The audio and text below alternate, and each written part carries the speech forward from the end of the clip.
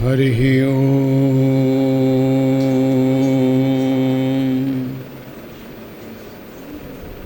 ॐ तत्सत्परमात्मने नमः। ओंकारं बिन्दुसंयुक्तं यस्तं ध्यायन्ति योगिनः कामदं मोक्षदं चैव ओंकाराय नमो नमः। यं ब्रह्मा वरुणेन्द्ररुद्रमरुत स्तुन्वन्ति दिव्यैस्तवैः वेदैः साङ्गपदक्रमोपनिषदैः गायन्ति यं सामगा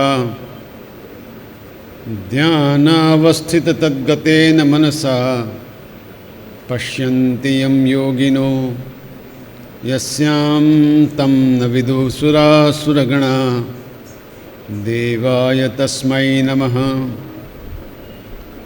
जन्माद्यस्य तोऽन्वयावितरतः चार्थेष्वभिघ्नस्वराट् तेने ब्रह्मरुदा च आदिकवये मुह्यन्ति यत्सूरयः तेजो वारिमृदां यथा विनिमयो यत्र त्रिसर्गो मृषा धाम्ना स्वेन सदा निहस्तकुहकं सत्यं परं धीमहि।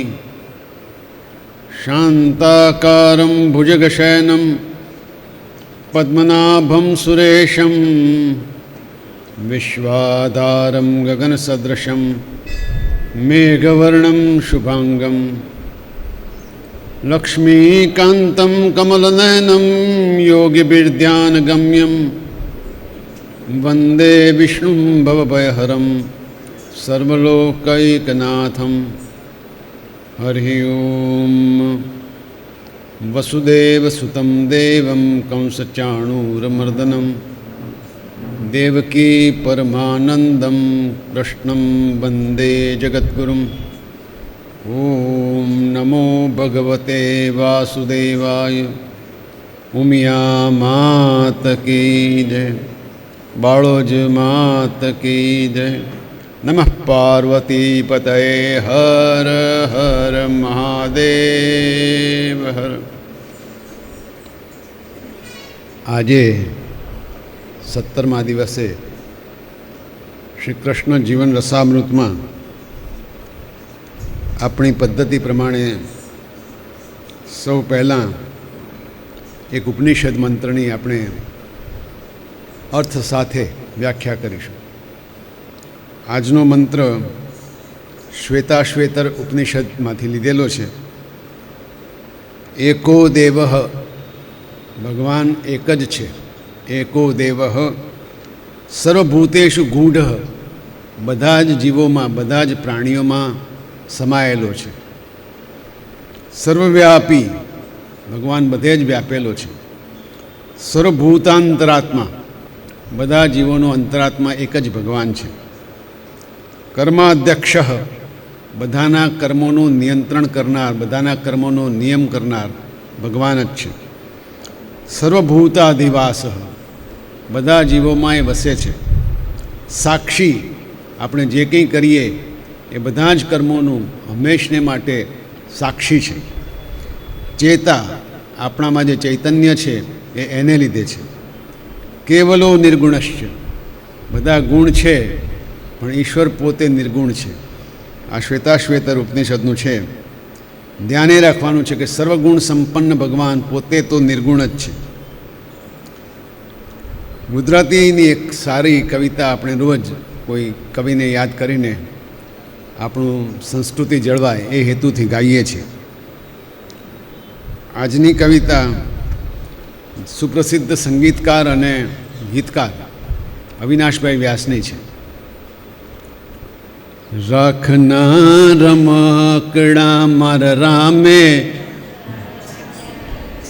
રામે રમતા રાખ્યા રે.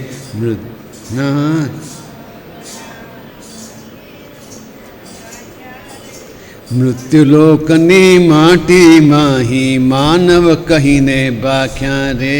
રાખના રમકડા ડોલે ડોલે રોજ રમકડા, ડોલે ડોલે રોજ રમકડા, નિત નિત રમતું માંડે. ડોલે ડોલે રોજ રમકડા, નિત નિત રમતું માંડે. આ મારું આ તારું કહીને એકબીજાને ભાંડે રે. રાખના રમકડા મારા રામે રમતા રાખ્યા રે. મૃત્યુલોકની માટીમાંહી માનવ કહીને ભાખ્યા રે. રાખના રમકડા કાચી માટીની કાયા માથે માયા કેરા રંગ લગાવ્યા, માયા કેરા રંગ લગાવ્યા. ઢીંગલા ઢીંગલીએ ઘર માંડ્યા ત્યાં વીંજણલા વીંજાયા રે. રાખના રમકડા મારા રામે રમતા રાખ્યા રે. મૃત્યુલોકની માટીમાંહી માનવ કહીને ભાખ્યા રે.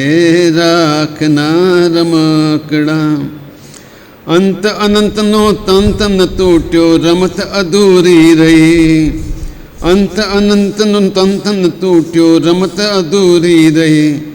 તનડાને મનડાની વાતો, તનડાને મનડાની વાતો આવી તેવી ગઈ. રાખના રમકડા મારા રામે રમતા રાખ્યા રે.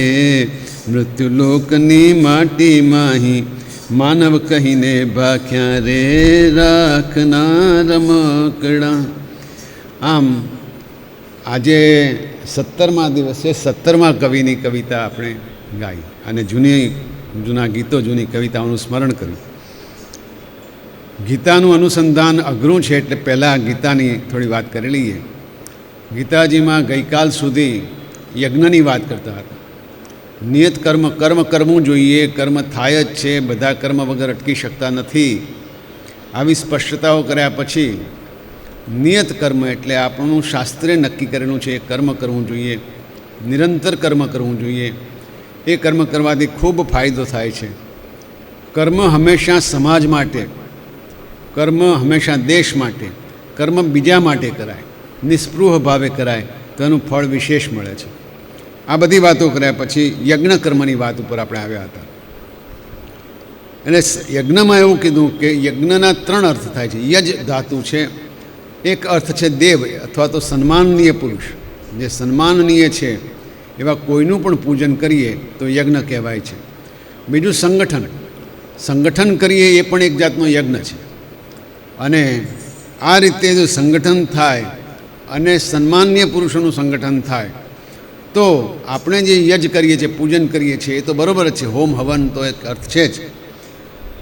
હવે વિચાર કરીએ કે જેમણે આ રીતે સંગઠિત કરીને કામ કર્યું છે, ધારો કે મહાત્મા ગાંધીજી છે, તો એમણે પણ એક યજ્ઞ જ કર્યો છે. દેશ આખાને જગાડવો, બધાને એક સાથે મેળવવા અને આઝાદી માટેનું કામ કરવું એ પણ યજ્ઞ જ હતું. વિનોબાજીએ ભૂમિદાનનું કામ કર્યું એ પણ યજ્ઞ જ હતું. પાંડુરંગ અથવડીજીએ સ્વાધ્યાયનું કામ કર્યું એ પણ યજ્ઞ જ હતું. રામ શર્માજીએ જે ગાયત્રી અભિયાનનું કામ કર્યું એ પણ યજ્ઞ જ છે. આમ યજ્ઞ સારા માણસોને, સુસંસ્કૃત માણસોને, ઉચ્ચ માણસોને ભેગા કરીને સમાજનું સંગઠન થાય એ પણ યજ્ઞ છે. એવું કીધા પછી આપણે કાલે નોંધ કરાવી હતી કે આ 5 યાદ રાખજો. શું કરવું કામમાં? ઇન્દ્રિય સંયમ રાખવો પડે, મનનો સંયમ રાખવો પડે, આસક્તિ છોડવી પડે, નિયત કર્મ કરવું પડે અને યજ્ઞારોપ કરવું પડે. આટલું ગઈકાલ સુધીમાં આપણે કર્યું હતું. હવે શાસ્ત્રે એમ કીધું કે યજ્ઞથી જ સૃષ્ટિ સર્જાઈ છે. જેમણે રુદ્રાષ્ટાધ્યાય કરાવતા હોય, રુદ્રીનો અભિષેક મહાદેવજી ઉપર કરાવતા હોય, એમાં બીજો અધ્યાય તો આખો યજ્ઞ વિશે જ છે. ઓમ સહસ્ર શીરખા સહસ્રપાત સભૂમિ ગુમ સરત સ્મૃત્વા દશાંગુલમ. ઈશ્વરનું સ્વરૂપ કલ્પીને ઈશ્વરે એકમાંથી બીજામાંથી ત્રીજામાં હવન કરીને આ યજ્ઞ કરીને સૃષ્ટિનું સર્જન કર્યું. એ આખા અધ્યાયમાં સ્પષ્ટ લખેલું છે. એટલો પવિત્ર અધ્યાય મનાય છે કે કોઈ પણ પૂજા કરીએ એના 1650 ન આવડતો હોય અને બીજા અધ્યાય રુદ્રીના છે એમાંથી 16 શ્લોકો બોલીને આપણે જો કોઈની પૂજા કરીએ તો એ પૂજા ભગવાનને બરાબર પહોંચે છે. તો એ યજ્ઞની ભાવના સાથેની જે પૂજા થઈ છે એવો યજ્ઞ એ સૃષ્ટિ પણ યજ્ઞ છે. આપણે ભગવાન વરાહની વાત કરી હતી. હવે છેલ્લે એમ કીધું કે સૌ સ્વભાવથી જ યજ્ઞ કરી રહ્યા છે. જેમ કે વરસાદ પણ યજ્ઞ કરી રહ્યો છે. વરસાદના બિંદુ પડે એટલે પૃથ્વીમાંથી પાક થાય, એ પણ એક પ્રકારનો યજ્ઞ છે. સૂર્ય પણ આ જ યજ્ઞ કરી રહ્યા છે. મૂળભૂત અર્થ એ છે કે પોતે ખર્ચાય અને બીજાને પોષે, આ યજ્ઞ. ઘાસ ગાય ખાય છે, ઘાસની કોઈ અપેક્ષા નથી. ઘાસ ગાય ખાઈ જાય, પણ પાછું ઘાસને કંઈ આપવાનું નથી. આપણા ભોજનમાં આપણે કેટલું ધાન્ય ખાતા હોઈશું, આપણે શું સામે આપીએ છીએ? યજ્ઞ ત્યારે કહેવાય કે સામે કંઈ કપાય, બીજાને માટે કંઈ થાય, ત્યારે યજ્ઞ કહેવાય. કૃષ્ણ કહે છે કે યજ્ઞ ન હોત તો જીવન જ ન હોત. માટે મનુષ્ય પણ બીજાને સારા માટે યજ્ઞ કરવો જોઈએ. આપણે એક વાત એ જોઈએ કે સૃષ્ટિમાં યજ્ઞ ચાલ્યો છે. સૂર્ય, મેઘ, આ બધા દ્રષ્ટાંતો આપીને કહેલું કે આખી સૃષ્ટિમાં યજ્ઞ ચાલી રહ્યો છે. પવન ચાલે છે, કોઈની પાસેથી ટેક્સ લેતો નથી. હવા લઈએ, જળ લઈએ, સૂર્યનો પ્રકાશ લઈએ, કોઈ ટેક્સ છે નહીં. એટલે આખી સૃષ્ટિમાં એક પ્રકારનો યજ્ઞ ચાલે છે. પછી એવું કીધેલું કે શરીરમાં પણ યજ્ઞ ચાલે છે.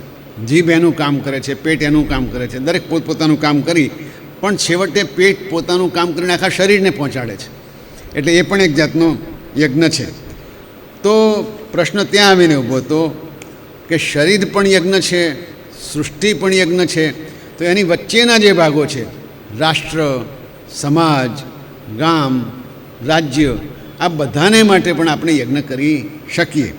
અને એ જો બંધ થાય તો બહુ મુસીબત થાય. રાષ્ટ્ર પણ એક શરીર જ છે, એક મોટું શરીર છે એમ માનીને આપણે રાષ્ટ્રની સેવા કરવાની થાય. અને છેલ્લે સમજ આપી હતી કેવી રીતે સેવા કરાય. જ્ઞાની હોય પોતાનું જ્ઞાન આપે, બળવાન હોય પોતાનું બળ આપે, કલાકાર હોય પોતાની કળાથી પૂર્તિ કરે. આ રીતે રાષ્ટ્રની પૂજા કરે તો રાષ્ટ્રનો યજ્ઞ થઈ શકે. હવે આજે એ ચર્ચા થોડીક સમજણ પછી આગળ વધારીએ કે રાષ્ટ્રના યજ્ઞમાં આહુતિ તો આપી, પણ ગીતામાં કહે છે નાયમ લોકોસ્તિ અયજ્ઞસ્ય કુતોન્ય કુરુસત્તમ. કૃષ્ણ કહે છે કે જે યજ્ઞ નથી કરતા, એટલે કે બીજાને કંઈ આપતા નથી, બીજાનું કામ કરતા નથી, એમને માટે આ લોકમાંય સુખ નથી. આ લોક પણ એમને માટે કોઈ સુખી લોક નથી. તો પરલોકની તો વાત જ રહેવાની. જે પોતાનું કામ કરતા નથી, પોતાના રાષ્ટ્રનું કામ કરતા નથી, પોતાના સમાજનું કામ કરતા નથી, એને માટે આ લોક કે પરલોકમાં કોઈ સુખ છે નહીં. એટલે સતત કંઈક ને કંઈક યજ્ઞ કરતા રહેવું જોઈએ. સાંજ પડે ઘેર જઈએ એટલે પૂછવું પડે કે આજે મેં કયો યજ્ઞ કર્યો, કોને સુખી કર્યો. મા બાળકો માટે કામ કરે, પતિ પત્ની માટે કરે, પત્ની પતિ માટે કરે, અને પરિવાર માટે કરે. આમ જે ત્યાગ કરે છે એનાથી સુખ તો સંતોષાય છે. જેટલું વિશાળ હદ ઉપર એ કામ થાય એટલું ફળ વધારે મળે. એટલે કહે છે દેવાન ભાવયતાનેન તે દેવા ભાવયંતુ પરસ્પરમ ભાવયંત શ્રેય પરમ વાપ્સ્યથ. તમે દેવોને સંતુષ્ટ કરો, દેવો તમને સંતુષ્ટ કરે. આ પરસ્પર ભાવની વાત છે. દેવ એટલે કોણ? ફરી પાછું એ જ અર્થ, શ્રેષ્ઠ વ્યક્તિત્વ. જે ઉચ્ચ કક્ષાના માણસો હોય, ધારો કે મા બાપ છે, મા બાપને તમે પ્રસન્ન કરો, મા બાપ તમને પ્રસન્ન કરે. વડીલોને તમે પ્રસન્ન કરો, વડીલો તમને પ્રસન્ન કરે. આવું જ ગુરુ અને શિષ્ય માટે કહી શકાય. ગુરુને પ્રસન્ન કરો, ગુરુ શિષ્યને ભણાવે. અને આવું જ નેતા માટે કહી શકાય. રાષ્ટ્રના આગેવાનને આપણે પૂજ્ય ગણીએ. રાષ્ટ્રના આગેવાનની એ પૂરેપૂરી ફરજ થઈ જાય છે કે એ બાકીના પ્રજાજનોને સુખી કરે. રાજા બધાને સુખી કરે, અને રાજા દેવ જેવો ગણાય છે. એ ગણીને પછી દેવ આપણા શરીરમાં છે. આપણા શરીરમાં આત્મા નામનો એક દેવ છે. એ આત્માને પણ આપણે સતત આપણી ઇન્દ્રિયો વતી પૂજવો જોઈએ. કેવી રીતે પૂજાય?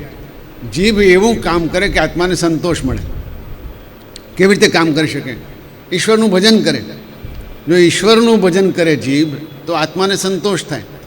કાન જો ભગવાનના ગુણનું ને લીલાનું શ્રવણ કરે તો આત્માને સંતોષ મળે. હાથ પગ જો તીર્થધામમાં યાત્રા કરે તો ભગવાનને સંતોષ મળે.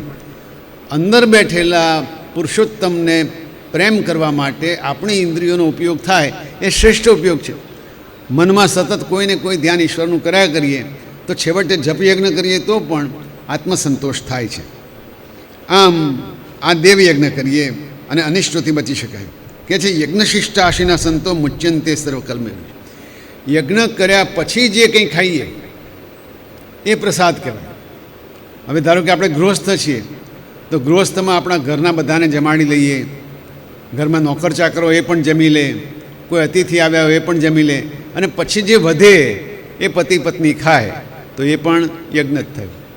યજ્ઞ કરે અને બધાને જમાડ્યા પછી જમે એ પ્રસાદ છે, અને એ પ્રસાદ હંમેશા શ્રેયસ્કર છે. રોજ ભોજન બનાવીને આ પ્રમાણે કરવું જોઈએ. એટલે હવે આટલા 3 દિવસમાં એ સ્પષ્ટ થશે કે યજ્ઞ એટલે માત્ર હોમ અને હવન નહીં, એ તો છે જ, એ યજ્ઞ ખરા, પણ સાચો યજ્ઞ બીજાની સેવા કરવી, બીજાને ખુશ કરવા એ છે. તો આ યજ્ઞ થાય છે કેવી રીતે, એની નાનકડી થિયરી કૃષ્ણ ભગવાન આપણને ગીતામાં કહે છે. અન્નાદ ભવતી ભૂતાની, અન્નાદ ભવતી ભૂતાની, પર્જન્યાદ અન્ન સંભવ, યજ્ઞાદ ભવતી પર્જન્યો, યજ્ઞ કર્મ સમુદ્ભવ. આ એક આખું વર્તુળ છે. શું થાય કે અન્ન હોય, અન્ન માત્રમાંથી ભૂત માત્ર પેદા થાય.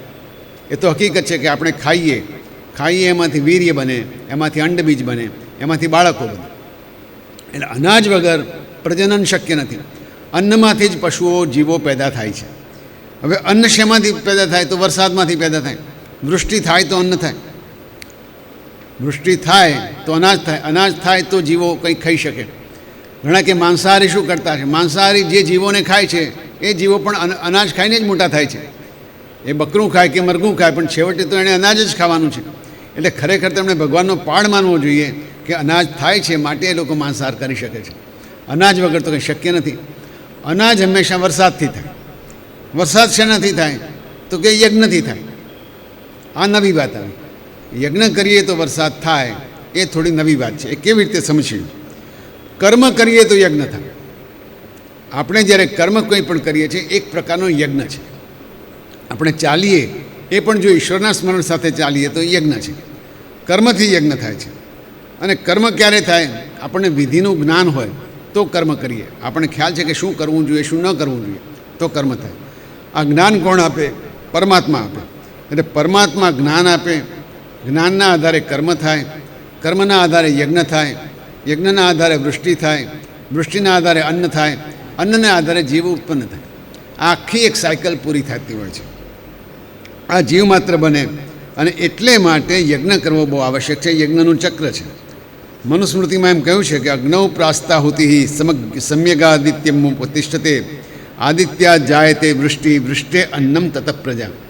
અગ્નિમાં આપેલી આહુતિ, હવે આપણે જે હવન કરીએ છીએ એની વાત આવે છે. અગ્નિમાં આપેલી આહુતિ આદિત્ય પાસે જાય, સૂર્ય પાસે જાય. સૂર્યથી વૃષ્ટિ થાય, કારણ કે વાદળો બંધાય. આ માટે આપણને ખબર છે પર્જન્ય યજ્ઞ ક્યારેક ક્યારેક કરે છે. ચોમાસામાં વરસાદ ન આવે ત્યારે બ્રાહ્મણો પર્જન્ય યજ્ઞ કરે છે. એ ત્યારે જ કરાય જ્યારે વાદળા બંધાતા હોય. શતપથ બ્રાહ્મણ નામનો સરસ મજાનો ગ્રંથ છે, અને એમાં આની આખી વિધિ આપેલી છે. એનો અર્થ એવો થયો કે વેદકાળમાં તો માનવી સંકલ્પ માત્રથી વરસાદ કરાવી શકતો હતો. યજ્ઞમાં હોમ કરીને માણસ એ દિવસોમાં સંકલ્પ કરીને યોગ્ય વસ્તુઓ, ઔષધિઓનો હોમ કરીને વરસાદ લાવી શકતા હતા. એ શક્ય છે. અને એટલે માટે કેવી રીતે થતું હશે કે નીચે જે યજ્ઞના ધુમાડાથી અને અગ્નિથી વાયુ ઉપર જાય, એ વાયુનું સ્થાન બીજા વાયુઓ લે, અને એમ વાયુનું જે ચક્ર ઊભું થાય એમાં જો ઔષધિઓ ભળે તો વાદળા આપોઆપ પોતાનો મેઘ છોડી દે, અને એવું થાય તો વરસાદ પૃથ્વી ઉપર થાય. આમાં એક વિજ્ઞાન પણ છે કે યજ્ઞમાં જે કંઈ હોમીએ, ઘી હોમીએ, તલ હોમીએ, એ બધું નેનો સ્વરૂપ, એટલે કે આપણે સૂક્ષ્મમાં સૂક્ષ્મ સ્વરૂપે વાતાવરણમાં ભળી જાય છે. આપણે અહીં યજ્ઞ કરીએ અને શક્ય છે કે એની સુગંધ છે ગાંધી ચોક સુધી જતી હોય. હવે એ જે સૂક્ષ્મ કણો ગયા, એ બધા જ કણોનો લાભ બધાને મળવાનો છે. યજ્ઞમાં જેટલી આહુતિઓ આપીએ, જેટલા દ્રવ્યો હોમીએ, એ દ્રવ્યોના જે ગુણ છે એ 1-2 માણસો સુધી મર્યાદિત ન રહેતા સમગ્ર વાતાવરણમાં, સમગ્ર વિશ્વમાં ફેલાઈ જાય એવું બને છે. એટલે યજ્ઞનું મહત્ત્વ તો પોતાની રીતે છે જ. અને એને લીધે વેદના શાસ્ત્ર આપણે જોઈએ તો એમાં તો રોગનો નાશ કરનારા યજ્ઞો પણ છે. જો તમે હોમમાં યોગ્ય ઔષધિ નાખો તો શક્ય છે કે અમુક રોગ નાશ થાય. રોગને અટકાવનારા યજ્ઞો પણ છે. એક દાખલો લે, જ્યારે ઘીનો યજ્ઞ કરીએ, ઘી હોમીને યજ્ઞ કરીએ ત્યારે સાંધાના દુખાવો મટવાના ઘણા બધા પ્રસંગો બને છે. એટલે ઘીની જે સૂક્ષ્મ અણુઓ છે એ શરીરમાં જાય અને સાંધાના દુખાવામાં રાહત થાય. નવાઈ લાગે એ વાત છે, પણ યજ્ઞ રોગ કરવા માટે પણ કરી શકાય છે. કે નેગેટિવ નકારાત્મક યજ્ઞો પણ શત્રુઓનો નાશ કરવા માટે વેદમાં લખેલા છે કે તમે શત્રુ દેશમાં રોગ થાય એને માટે પણ યજ્ઞ કરી શકાય, રોગ પ્રસરે એના માટે પણ યજ્ઞ કરી શકાય. આ આખું શાસ્ત્ર છે. અને શાસ્ત્રને જો ધ્યાનથી આપણે વૈજ્ઞાનિક રીતે જોઈએ તો યજ્ઞ કરવાથી ફાયદા નુકસાન કરી શકાય છે. બીજી રીતે કહીએ તો આત્મસમર્પણ કરે કોણ? જળ. સમુદ્રનું જળ આત્મસમર્પણ કરે છે એટલે વરાળ બને છે. જો સમર્પણ ન કરતી હોય તો વરાળ બને નહીં. એનો અર્થ એવો થયો કે કોઈ પણ પ્રકારનો યજ્ઞ હોય પોતે કંઈક સમર્પણ કરવું પડે. સમર્પણ કરે તો સેવા થાય. એટલે કોઈના પણ પોષણ માટે કરાયેલું આત્મસમર્પણ એ યજ્ઞ જ છે એમ કહે છે. યજ્ઞ આત્મસમર્પણ છે અને એની સુવાસ દરેક સુધી જાય છે. છેલ્લે એમ સમજાવે છે કે યજ્ઞના જેવું જ એક કામ ગુપ્ત દાન કરે છે. જેમ યજ્ઞમાં આપણે જાણતા નથી કે અહીં આપણે બાળોજ માતામાં કરેલો યજ્ઞ છે એ અઠોરમાં વરસાદ લાવી શકે કે દાસજમાં પણ વરસાદ લાવી શકે. આવું જે થઈ શકે છે એ જ રીતે ગુપ્તદાનનું પણ છે. કોઈને કહ્યા વગરનું દાન કોની સુધી પહોંચશે એ પણ આપણે જાણતા નથી હોતા. અને એનું સંપૂર્ણ પુણ્ય દાન આપનારને મળતું જ હોય છે. બીજું, આ માટે થોડી જાણકારી હોવી જોઈએ કે સૃષ્ટિમાં યજ્ઞ ચક્રને અનુકૂળ આચરણ થાય તો એ મુક્તિ કેમ નથી મળતી. ઘણા એમ કે મેં તો સમર્પણ કર્યું હતું, પણ સમર્પણ ઈચ્છા કરીને કરવું જોઈએ. ઉદાહરણ આપે છે કે વાઘ જો ગાયને ખાઈ જાય તો ગાયે સમર્પણ કર્યું નથી, વાઘ એને મારી જ નાખે છે, એટલે સમર્પણ કરવાનો કોઈ પ્રશ્ન ઊભો નથી થતો. હા, ગાય એટલી બધી ધાર્મિક હોય કે પોતે કે તારે મને ખાઈ જવી તો ખાઈ જા, તો એ સમર્પણ કહેવાય. સમર્પણ અને કોઈ મારી નાખે એ બે વચ્ચે તફાવત છે. જ્યારે દુશ્મન આપણને મારી નાખે ત્યારે આપણે સમર્પણ કરતા નથી, પણ આપણે સામેથી એમ કંઈક મારે કોઈ લડવું નથી ત્યારે આત્મસમર્પણ કર્યું કહેવાય. આત્મસમર્પણનું ફળ મળે છે. પણ યજ્ઞ કરવા માટે સમર્થ હોવું જરૂર છે. યજ્ઞ કોણ કરે? ધારો કે ધનનો યજ્ઞ કરવો છે, દાન કરવું છે, ધન હોવું જોઈએ. બળથી યજ્ઞ કરવો છે, બળ હોવું જોઈએ. અને એટલે માટે યજ્ઞ કરતાં પહેલાં સમર્થ થવું પણ જરૂરી છે. છેલ્લે શ્રી કૃષ્ણનું આ વાક્ય છે એ ગોખવા જેવું છે. નમે પાર્થાસ્તિ કર્તવ્યમ ત્રિષુ લોકેષુ કર્મસિદ્ધ. મારે કંઈ કર્મ કરવાનું હોતું નથી એમ કૃષ્ણ કહે છે. ત્રણેય લોકમાં મારે તો કંઈ કર્મ કરવાની જરૂર છે નહીં. નાન વાપ્તમ અવાપ્ત્યમ છે. પ્રાપ્ત કરવા જેવું મારે માટે કંઈ બાકી રહ્યું નથી. અને છતાં વર્તે એ વચ્ચે કર્મણી, હું કર્મ કર્યા કરું છું. જો ભગવાન પોતે કર્મ કર્યા કરતા હોય તો આવી પરિપૂર્ણતા મેળવવા માટે ન્યૂનતા દૂર કરવી પડે, આપણે સક્ષમ બનવું પડે. એમ કહીને આગળ એમ કહે છે કે કર્મ કરીએ તો શું થાય? પહેલાં સાધનો મળે. કર્મ કરીએ એટલે સાધનો તો મળે જ. કંઈક ને કંઈક આપણે નવી વસ્તુ ઊભી કરીએ, સાધન મળે એટલે ભોગ આવે. એક દાખલો આપીએ, આપણે શોધ કરી પંખાની એટલે પંખો મળ્યો, વીજળીની શોધ કરી એટલે પંખા આવ્યા, પંખા આવ્યા એટલે પંખાની હવા આવી, આપણને ભોગ મળ્યો, આનંદ મળ્યો. એ ક્ષણિક હોય છે. કર્મ કરીએ જે સાધનો મળે એનાથી જે ભોગ ભોગવીએ એ ક્ષણિક હોય છે. ક્ષણિક ભોગ ભોગવીએ એટલે બીજા સાધનો ઊભા કરવાની ઈચ્છા થાય કે હવે પંખો નહીં, હવે એસી લાવીએ. એ લાવીએ એટલે વળી વધારે ક્ષણિક, થોડું વધારે ગાળા માટે આનંદ મળે, એટલે વળી પાછી ઈચ્છા થાય કે આનાથી વધારે મોટું સાધન લાવીએ. આમ આ નવા સાધનો લાવીને જે કરવાની વાત છે ભોગની, એ અનંત છે. એટલે શું કરવું જોઈએ? તો કૃષ્ણ કહે આત્મન્નેવ આત્મન સંતુષ્ટ્ય તસ્ય કાર્યમ ન વિદ્યમાન. મનની અંદર જો સંતોષ ઊભો થઈ જાય તો એ યોગ બની જાય છે. જેને આપણે ભોગ કહીએ છીએ એ જ વસ્તુ મનમાં સંતોષ ઊભું થાય. એક સરસ મજાનો સંસ્કૃતનો શ્લોક છે, સર્પાહ પિબંતી પવનમ ન ચ દુર્બલાસ્તિ. સાપ ખાલી પવન પીને જીવે છે પણ દુર્બળ થતો નથી. સર્પાહ પિબંતી પવનમ ન ચ દુર્બલાસ્તિ. શુષ્કૈ તૃણૈ વન ગજાબલિનો ભવંતી. સાવ સૂકા તૃણ હોય ત્યાં પણ હાથીઓ બળવાન હોય છે. શુષ્કૈ તૃણૈ વન ગજાબલિનો ભવંતી. કંદૈર ફલૈર મુનિવરા ક્ષપયંતી કાલમ. મુનિઓ ખાલી કંદમૂળ અને ફળ ખાઈને પોતાનો સમય વિતાવે છે. સંતોષ એવ પુરુષસ્ય પરમ નિદાનમ. સંતોષ આવે તો પુરુષને મોટામાં મોટું કુબેરનો ભંડાર મળ્યો હોય એવું થાય. આ જ વાત હિન્દીમાં કીધી, ગોધન ગજધન વાજીધન ઓર રતન ધન ખાન. ગોધન ગાયોનું ધન, ગજધન હાથીઓ, વાજીધન ઘોડાનું ધન, ઓર રતન ધન ખાન. જબ તક ન મિલ્યો સંતોષ ધન સબ ધન ધૂળ સમાન. સંતોષ ના હોય તો બધા જ ધન છેવટે ધૂળ જેવા છે. તમને એમ જ થાય કે હજુ મારી પાસે કંઈ નથી. આ કહીને જો આત્મન્નેવ છે સંતુષ્ટ, ગીતામાં આ જ મુખ્ય વાત કરે છે. અર્જુનને સમજાવવાની વાત પણ બધાને માટે લાગુ પડે છે. સામાન્ય માણસને માટે ઉદાહરણ આપી કહે છે, કર્મણૈવ હિ સંસિદ્ધિમ અસ્થિતાજનકાદય લોકસંગ્રહમેવાપી સંપશ્યન કર્તુમ અર્હસી. કર્મ કરીને જનક વગેરેએ પોતાનું જીવન પસાર કર્યું. હવે શું થાય, સામાન્ય માણસને સમજ ના પડે, દાખલો આપવો પડે કે ભાઈ આવું કોઈએ કર્યું હતું, ભૂતકાળમાં કોઈએ કર્યું છે. હા, જનકજીએ કર્યું છે. અને અનેક દાખલાઓ આપી શકાય. વિવેકાનંદજીએ આખી જે ભારતમાં જાગૃતિ લાવ્યા યુવાનો માટે, એ પણ મોટું કર્મ હતું. આવું કર્મ પોતાને માટે નહીં કરીને બીજાને માટે કરતાં પણ સિદ્ધિ મળે છે. અને છેલ્લે આ ગીતાના આજના અધ્યાય માટે યદ્યદ આચરતી શ્રેષ્ઠ તત્તદેવેતરો જન. જે શ્રેષ્ઠ માણસ જે કરે છે એ બીજા માણસો એનું અનુકરણ કરે છે. તો શું સ યદ પ્રમાણમ કુરુતે લોકસ્તદ અનુવર્તતે, એને પ્રમાણભૂત માને છે. હવે આજે શું થાય, એક ફિલ્મ એક્ટર કે એક્ટ્રેસ છે, ટીવી ઉપર દારૂની જાહેરાત આપે. આપણા બાળકો એને શ્રેષ્ઠ માનતા હોય તો એનું અનુકરણ કરવાનો પ્રયત્ન કરશે. એ કોઈ બ્રેડની જાહેરાત આપે તો એનું અનુકરણ કરશે. પણ કોઈ સંત મહાત્મા આવીને કોઈ સારી વાત કરશે તો એનું અનુકરણ કરશે. આપણા રાષ્ટ્રનેતાઓ એવું વલણ કરે, એવું વર્તન કરે કે બીજા એ જોઈને એવું કરવાનું શીખે. કેમ કે મોટો માણસ જે કરે છે મોટે ભાગે નાના માણસો શીખતા હોય છે. આણે કર્યું માટે શાળાઓમાં શિક્ષક એવું કરે, ગામમાં નેતા એવું કરે, અને પોતાના સમાજની અંદર આગેવાન એવું કરે તો બીજા લોકો આપોઆપ એવું કરતા થઈ જાય.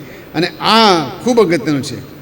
હવે બીજું એમાં છેલ્લે કહે છે કે જો એ શ્રેષ્ઠ માણસ જે છે, જેનું આપણે અનુકરણ કરીએ છીએ, એ જો સારું કામ કરશે તો અનુકરણ કરવામાં કદાચ વાર પણ લાગશે. કેમ કે એવો શ્રેષ્ઠ માણસ જે કરે એવું કામ આપણે કદાચ ન કરી શકીએ. પણ જો ભૂલે ચૂકે કોઈ ખરાબ કામ કરશે તો તરત એનું અનુકરણ થશે. એટલે મા બાપે, શિક્ષકોએ ખાસ કાળજી રાખવી. જો એ ખરાબ વર્તન કરશે તો આપોઆપ એ વર્તનને બાળક શીખી જશે, વિદ્યાર્થી શીખી જશે. એને એમ થશે આ કરવા જેવું છે. બીડી પીતો શિક્ષક કે તમાકુ ખાતો શિક્ષક, વિદ્યાર્થી એની પાસેથી શીખવાનું છે.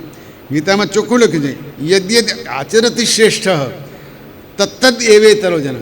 એમ બીજા માણસો, એટલે આપણે જો શ્રેષ્ઠ હોઈએ તો ધ્યાને રાખવાનું છે કે આપણે એવું વર્તન ન કરીએ કે જે બીજાને માટે હાનિકારક નીકળે, સમાજ માટે હાનિકારક થાય. આવું ન કરીએ તો ચોક્કસપણે આપણે સમાજમાં શ્રેષ્ઠ પરિણામો લાવી શકીશું. અને એટલે ત્યાં આપણે ગીતાનો આજનો અધ્યાય પૂરો કરીએ અને રોજની જેમ એક નાનકડી ધૂન બોલાવી લઈએ. તારો નેડો લાગ્યો મુજને રાજા રણ છોડ રે.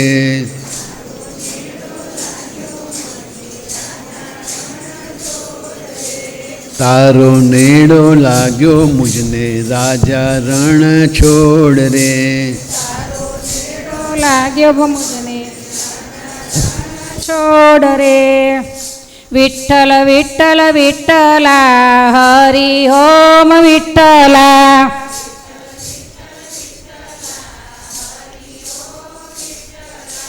વિઠ્ઠલ વિઠ્ઠલ વિઠ્ઠલા હરિ ઓમ વિઠ્ઠલા.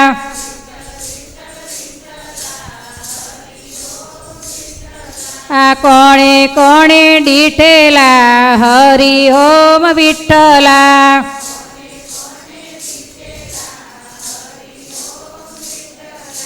મથુરામાં આવેલા હરિ ઓમ વિઠ્ઠલા.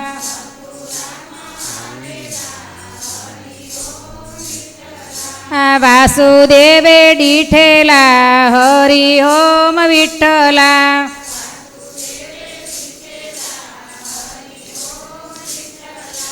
વિઠ્ઠલ વિઠ્ઠલ વિઠ્ઠલા હરિ ઓમ વિઠ્ઠલા.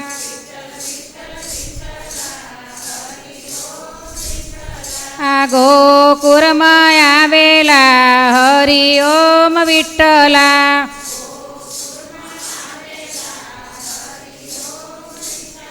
આનંદ બાબાએ દીઠેલા હરિ ઓમ વિઠ્ઠલા.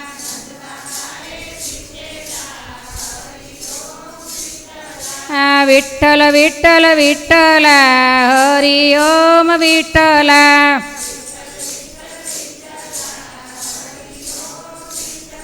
આ મેવાડમાં આવેલા હરિ ઓમ વિઠ્ઠલા.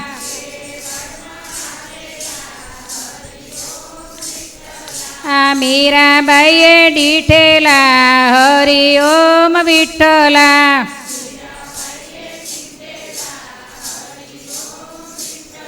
આ વિઠ્ઠલ વિઠ્ઠલ વિઠ્ઠલા હરિ ઓમ વિઠ્ઠલા.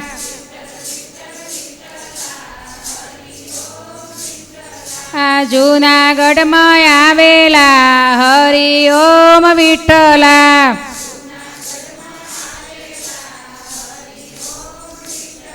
આ નરસૈયાએ દીઠેલા હરિ ઓમ વિઠ્ઠલા.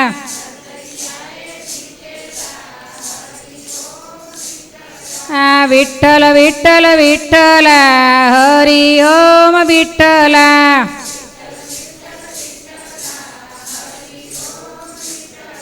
આ વીરપુરમાં આવેલા હરિ ઓમ વિઠ્ઠલા.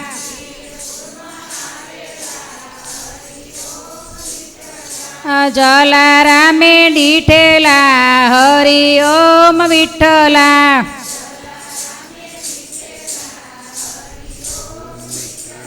આ વિઠ્ઠલ વિઠ્ઠલ વિઠ્ઠલા હરિ ઓમ વિઠ્ઠલા.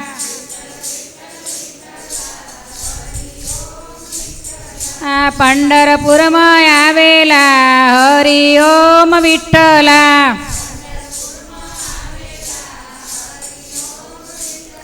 આ પંઢરપુરમાં આવેલા પાંડુરંગ વિઠ્ઠલા.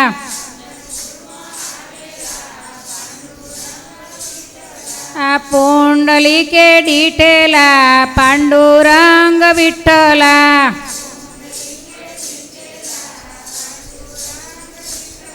આ વિઠ્ઠલ વિઠ્ઠલ વિઠ્ઠલા હરિ ઓમ વિઠ્ઠલા. આ દ્વારિકામાં આવેલા હરિ ઓમ વિઠ્ઠલા.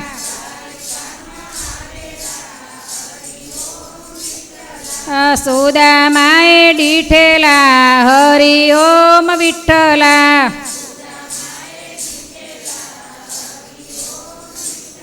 આ વિઠ્ઠલ વિઠ્ઠલ વિઠ્ઠલા હરિ ઓમ વિઠ્ઠલા.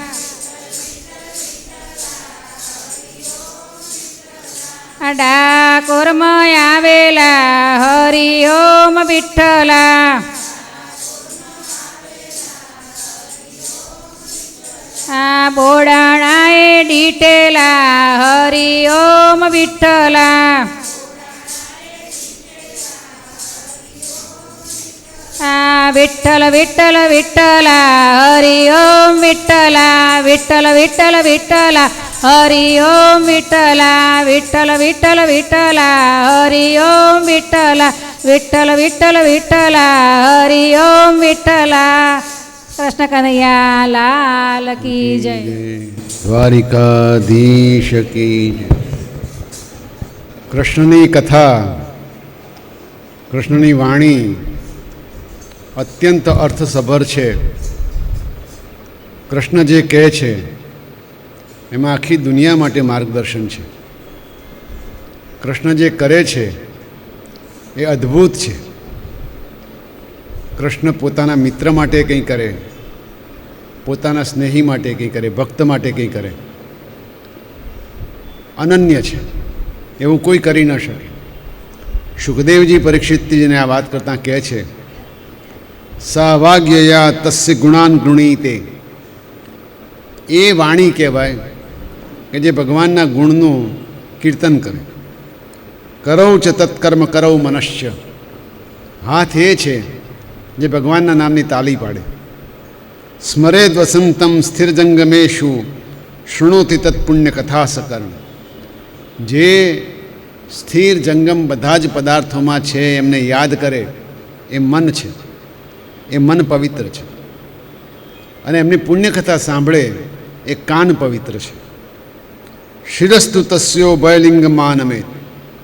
ભગવાનને અને લક્ષ્મીજીને જે નમે એ મસ્તકને પણ અભિનંદન છે, એ મસ્તક પુણ્યશાળી છે.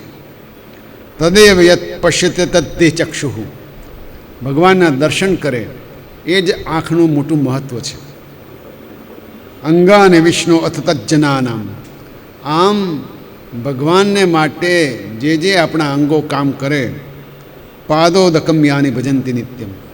ભગવાનનું ચરણપદનું પાદોદક છે એ શિર ઉપર ચડાવે એ ભક્તને માટે ભગવાન હંમેશા હાજર હોય છે.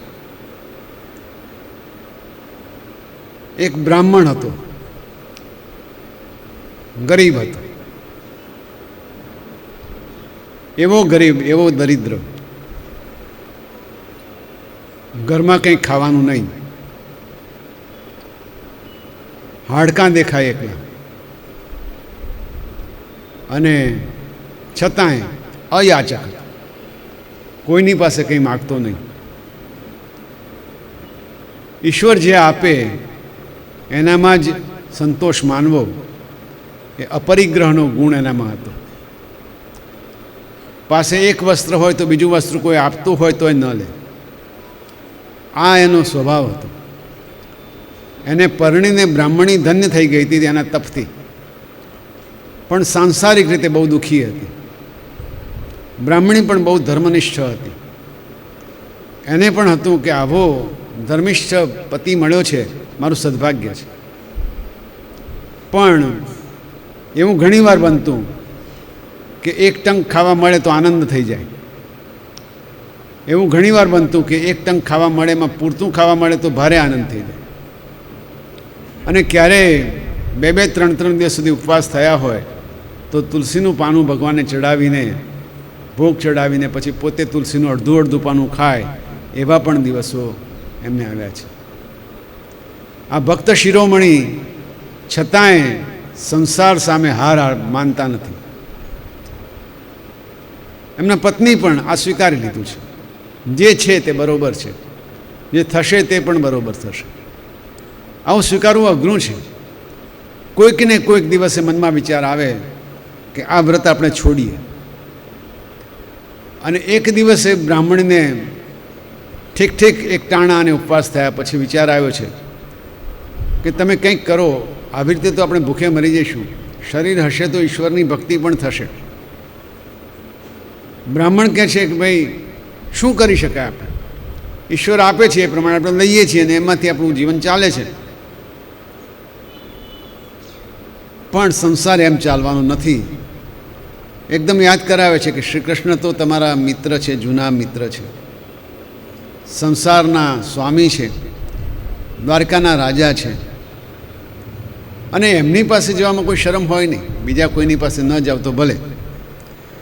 કહેવાય છે કે ગૌ બ્રાહ્મણ પ્રતિપાળ છે,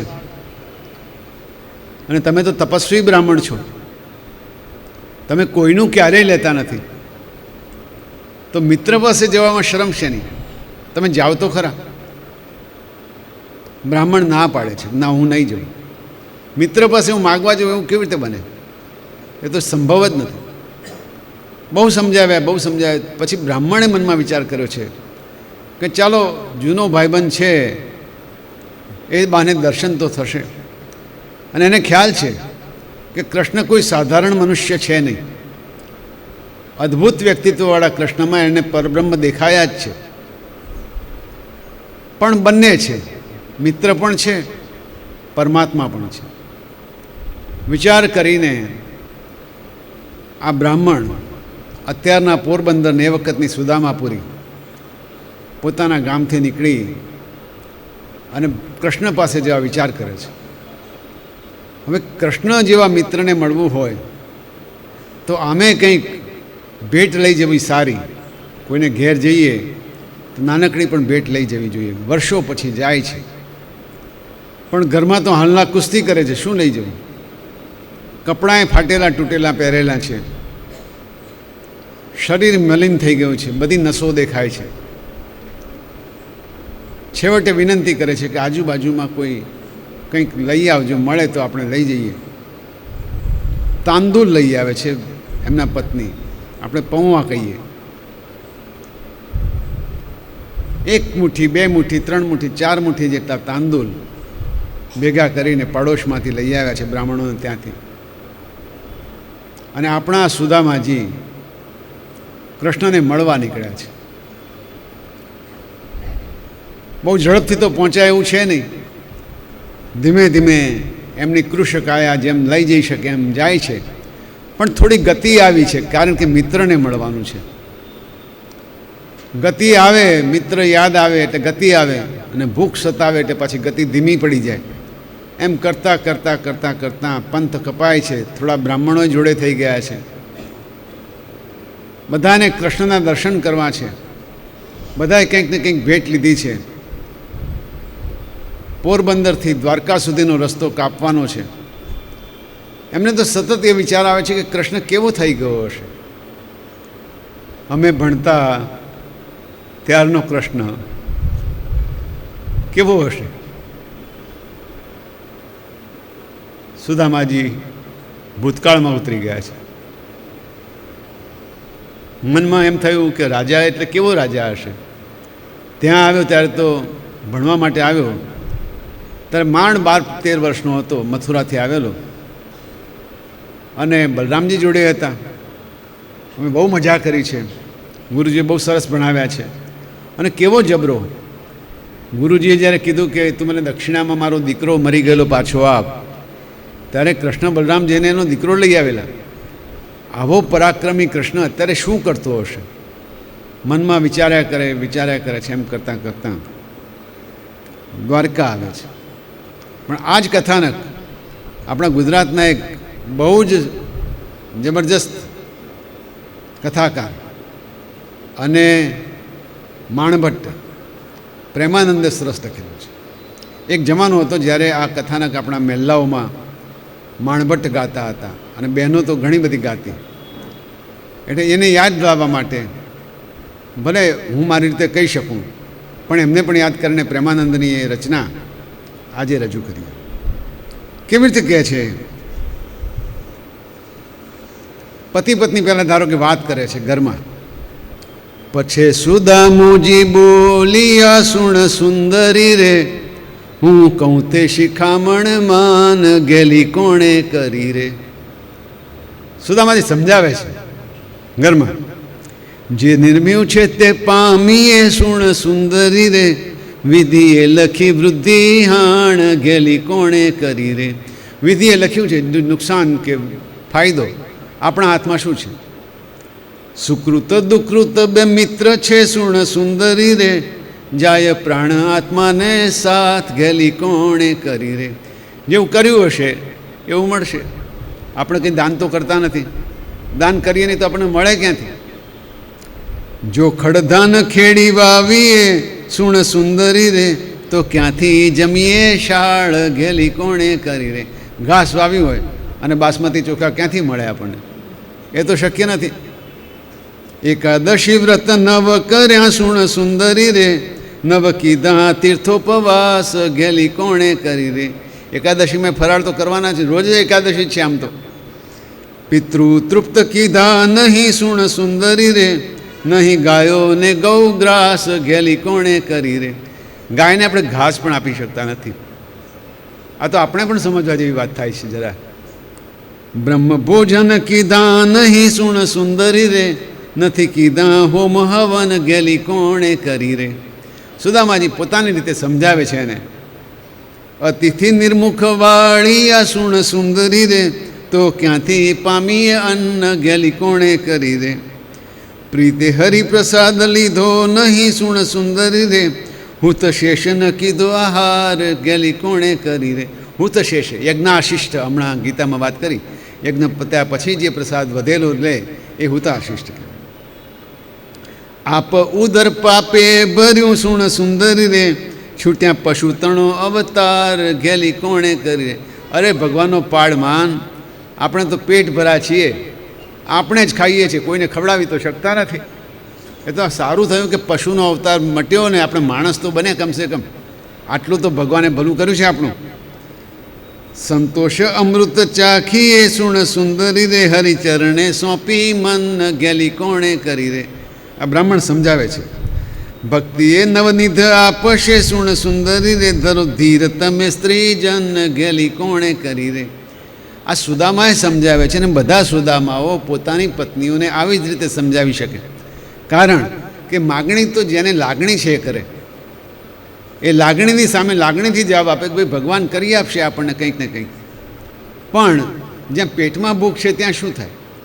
એટલે સુદામાજીના પત્ની કહે છે, આંખ ભરી અબળા કહે ઋષિરાયજી રે, મારું જડ થયું છે મન લાગું પાયજી રે. શું કરું? મારું મન જ એવું થઈ ગયું છે. આ જ્ઞાન મને ગમતું નથી ઋષિરાયજી રે, રૂએ બાળક લાવો અન્ન લાગું પાયજી રે. બધી વાત સાચી તમારી, જ્ઞાનની, વિજ્ઞાનની, ગીતાની, ઉપનિષદની, બ્રહ્મની, પણ આ છોકરા રડે છે, પેટમાં ભૂખ છે, કંઈક તો કરો. કોઈને અન્ન વિના ચાલે નહીં ઋષિરાયજી રે, મોટા જોગેશ્વર હરિભક્ત લાગું પાયજી રે. ભલભલા મોટા જોગીઓ હોય, ભક્ત હોય, પણ એ ખાય તો છે ભાઈ, ખાધા વગર કેમ ચાલે?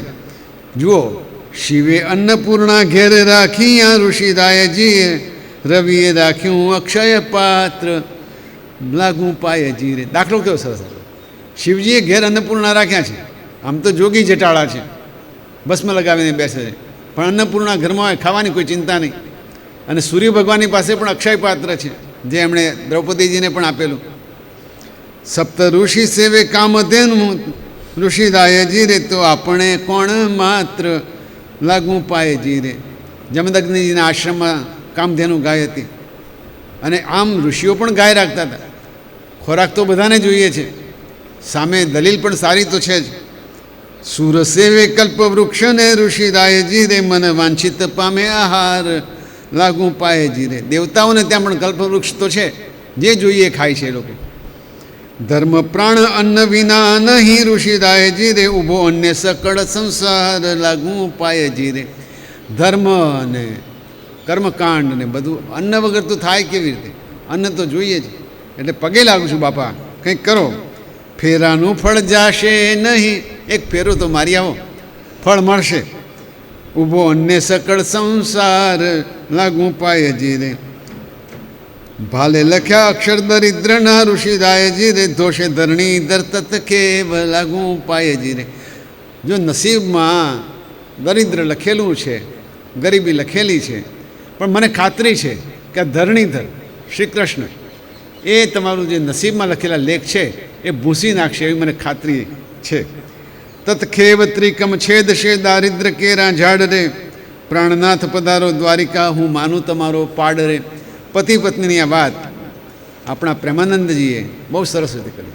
હવે માણભટ્ટનો જમાનો ધીમે ધીમે દૂર થતો જાય છે, પણ કોઈ કેટલા સાંભળે છે માણભટ્ટને? કોઈ સાંભળ્યું છે આમાંથી કોઈ? હા, થોડા ઘણા સાંભળ્યું છે. આપણે બ્રાહ્મણ પહેલા ઉપર એક આવતા અને બહુ સરસ રીતે માણભટ્ટ ઉપર મોટી તાંબાની કાગર હોય, વીંટીઓ પહેરેલી હોય, વગાડીને ગાય. એ સાંભળવાની બહુ મજા આવે. આજે આપણે એનો થોડો લાભો લઈ લઈએ. હવે સુદામાજી દ્વારકા આવી ગયા છે, અને દ્વારકામાં વર્ણન છે. શુકજી કહે સાંભળ ભૂપતિ, સુદામે દીઠી દ્વારામતી. આ આપણે ભોગીભાઈ ટેક્સ્ટબુકમાં આવતું હતું. શુકજી કહે સાંભળ ભૂપતિ, સુદામે દીઠી દ્વારામતી. કનક કોટ જળકારા કરે, મણિમય રત્ન જડ્યા કાંગરે.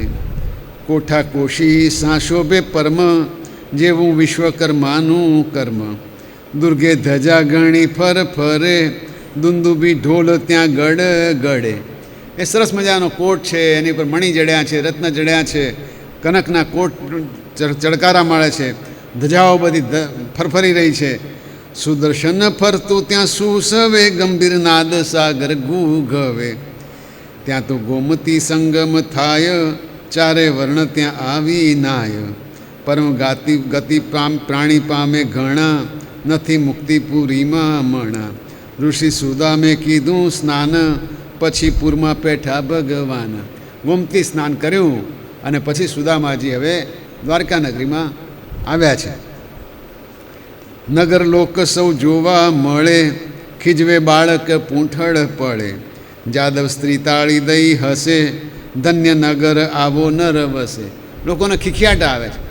છોકરાઓ તો ભિખારી જેવો માણસ જોઈએ એટલે પાછળ પાછળ દોડવા માંડ્યા અને બધી બહેનો તાળી લઈને કે આવો નગર તો કેવો, કારણ કે દ્વારકામાં તો સમૃદ્ધિ હોય જ. જ્યાં સાક્ષાત લક્ષ્મી બિરાજમાન છે ત્યાં તો આવો માણસ કોઈ જોયો ના હોય. એટલે બધાને વિચાર થાય કે આવો શુક્લકડી, આવો ખાખલો માણસ અહીંયા આવ્યો ક્યાંથી? ચોક્કસ એની ઘરવાળીએ બહુ પુણ્ય કર્યા હશે, તે સિવાય આવો બને નહીં. કીધા હશે વ્રત અપાર, તે સ્ત્રી પામી હશે ભર થાર. કોઈ કહે ઇન્દુ, કોઈ કહે કામ, એને રૂપે હાર્યા કેશવરામ. કે મશ્કરી કરે છે, આ કંઈ ચંદ્રમા જેવા લાગે છે. કોઈ વડે કે કામદેવ જેવા લાગે છે. કોઈ કે ના ના ભાઈ આ ખરેખર કૃષ્ણના જ કોઈ અવતાર જેવા લાગે છે. દ્વારપાળ દિગપાળ સમાન, ધામ જ્યોત શું ઉગ્યા બાણ. શોભે હાટ ચૌટાને ચોક, છજ્યાં ઝરૂખા બારી ગોખ. અટારી જાળી મેળી માળ, જડિત કઠેડા ઝાક જમાળ. દ્વારકા નગરીનું વર્ણન છે. દ્વારકા તો ઝાક જમાળ હોય, એમાં શું નવાય?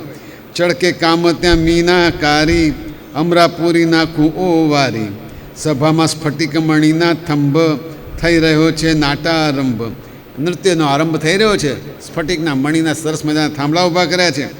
મૃદંગ ઉપંગ મધુરા તાળ, ગુણીજન ગાયે ગીત રસાળ. રમક ઝમક ઘૂઘરી થાય, તે સુદામોજી જોતા જાય. ધજા પતાકા કળશ બિરાજે, જાંગડ જાંગડ દુંદુબી વાજે. બોલે શરણાઈ ભેર ન ફેરી, ઉત્સવ મંગળ શેરીએ શેરી. આખું નગર જાણે ઉત્સવમય હોય, આનંદ કિલ્લોલ હોય.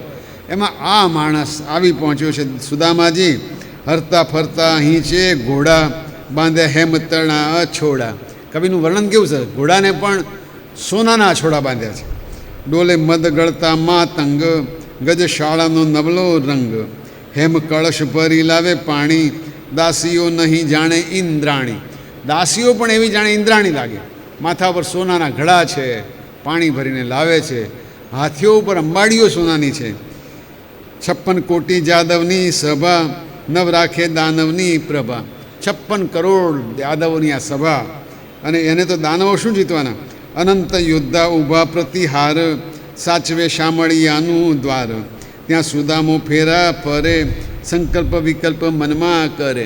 આવું બધું જોઈને ભલભલો માણસ ઘડીભર તો આભો પડી જાય. આમાં મારે જ કરવાનું શું?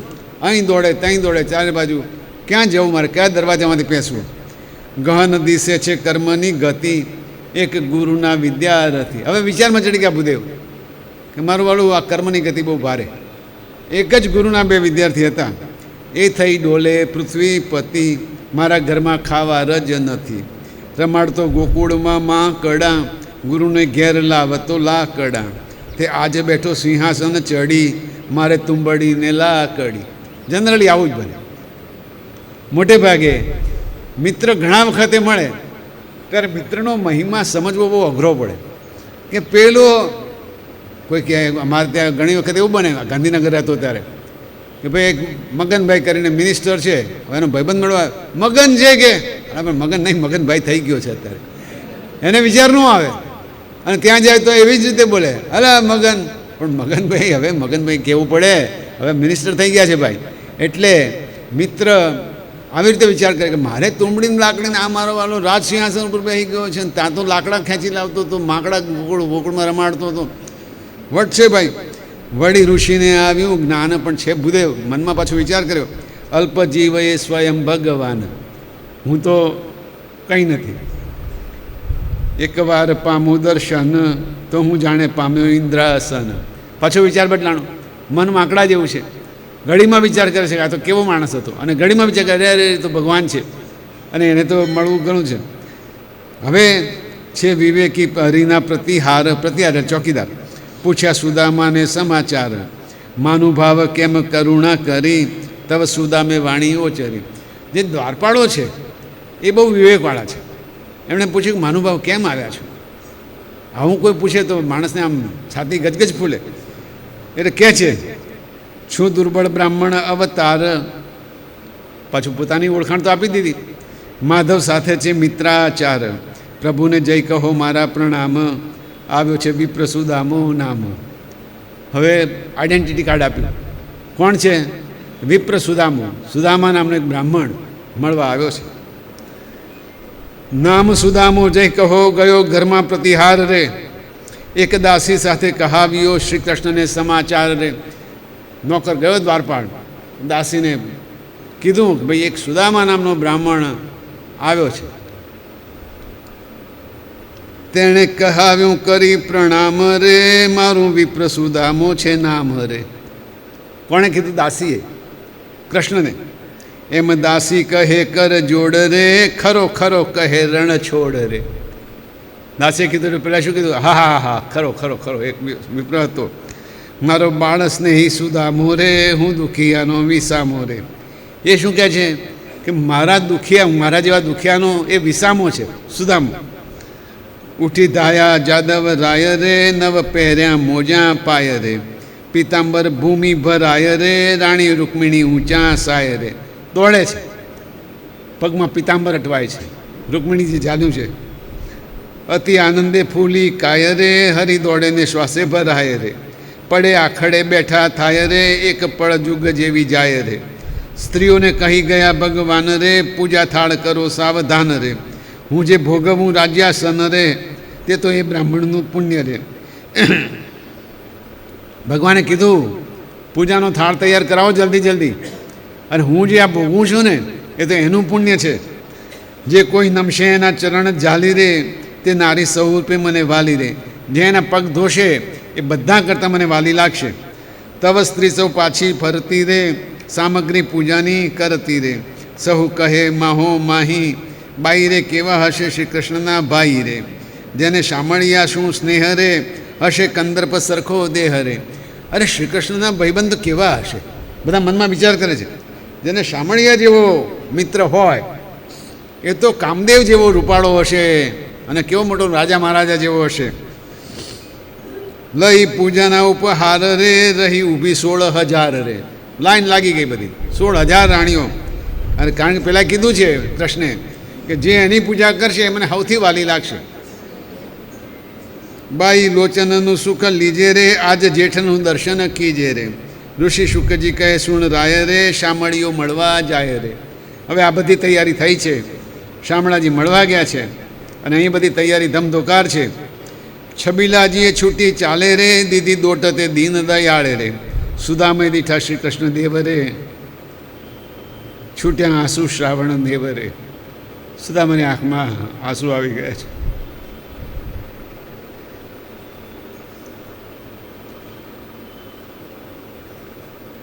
આ પ્રેમ છે, ઈશ્વરનો પ્રેમ. જો એ કૌતુક ચારે વર્ણ રે, ક્યાં વિપ્ર અચરણ અશરણ શરણ રે. બધા જોઈ રહ્યા છે કે આ વિપ્ર ગરીબ બ્રાહ્મણ અને અશરણ શરણ, એટલે જેને માટે કોઈ શરણ આપવા માટે કોઈ જે આવે એને શરણ આપે છે. જો એ દેવ વિમાને ચઢિયા રે, પ્રભુ ઋષિજીને પાયે પડ્યા રે. હરી ઉઠાડ્યા ગ્રહી હાથ રે, ઋષિજી લીધા એડા સાથ રે. ભુજ બંધન વાસા પૂઠે રે, પ્રેમના આલિંગન નવ છૂટે રે. કૃષ્ણ ભેટી પડ્યા છે, અને એવા આલિંગન છે કે છૂટી શકતા નથી. મુખ અન્યોન્ય જોયા રે, હરિના આંસુ સુદામાએ લોહ્યા રે. તુંબી પાત્ર ઉલાડીને લીધું રે, દાસત્વ દયાળે કીધું રે. બંને એકબીજાને જોયા છે, બંનેના આંખોમાં આંસુ માથા નથી. અને એમના હાથમાં જે કંઈ તુંબડી હતી એ તુંબડી હરી ઉપાડી દીધી છે, જાણે કે પોતે એમના દાસત્વ છે, નોકર છે. તેડી આવ્યા વિશ્વાધાર રે, મંદિરમાં રખતી અપાર રે. જોઈ હાસ્ય કરે સૌ નારી રે, આ તો રૂઢી મિત્રાચારી રે. હવે ખરેખર દર્શન થયા છે બધી નારીઓને. ઘણું વાંકા બોલા સત્યભામા રે, આ શું ફૂટડા મિત્ર સુધામા રે. હરી અહીંથી ઉઠીને શું ધાયા રે, ભલી નાનપણાની માયા રે. ભલી જોવા સરખી જોડી રે, હરીને સોંધો એને રાખોડી રે. જો કોઈ બાળક બહાર નીકળશે રે, તે તો કાકાને દેખીને છળશે રે. જો કોઈ છોકરું બહાર નીકળી ગયું તો કાકાને જોઈને ગભરાઈ જશે કે આ બાવો આવ્યો ક્યાંથી. પણ રૂકમિણી સમજુ છે. તબ બોલ્યા રૂકમિણી રાણી રે, તમે બોલો છો શું જાણી રે?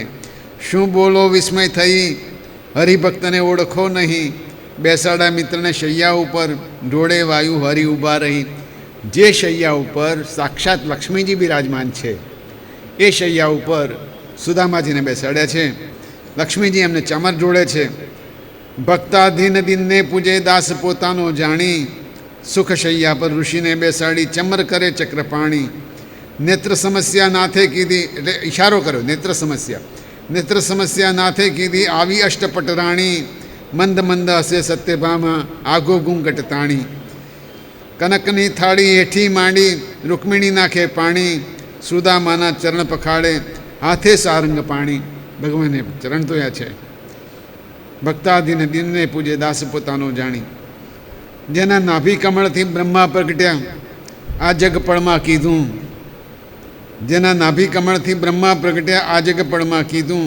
જેણે મુખમાં જગત દેખાડ્યું, માતાનું મન દીધું. વિશ્વામિત્ર સરખા તાપસને દોહલે દર્શન દીધું. તેણે સુદામાના પગ પખાડી, પ્રીતે પાદોદક પીધું. પગ ધોયા છે, મસ્તક ઉપર ચરણોદક ચડાવ્યું છે, ચરણોદકનું આચમન કર્યું છે. ઓઢવાની જે પ્રીત પછોડી, લોયા ઋષિના પાયે રે. ઊભા રહી કર વીંઝણો ગ્રહીને, વિઠ્ઠલ ઢોળે વાય રે.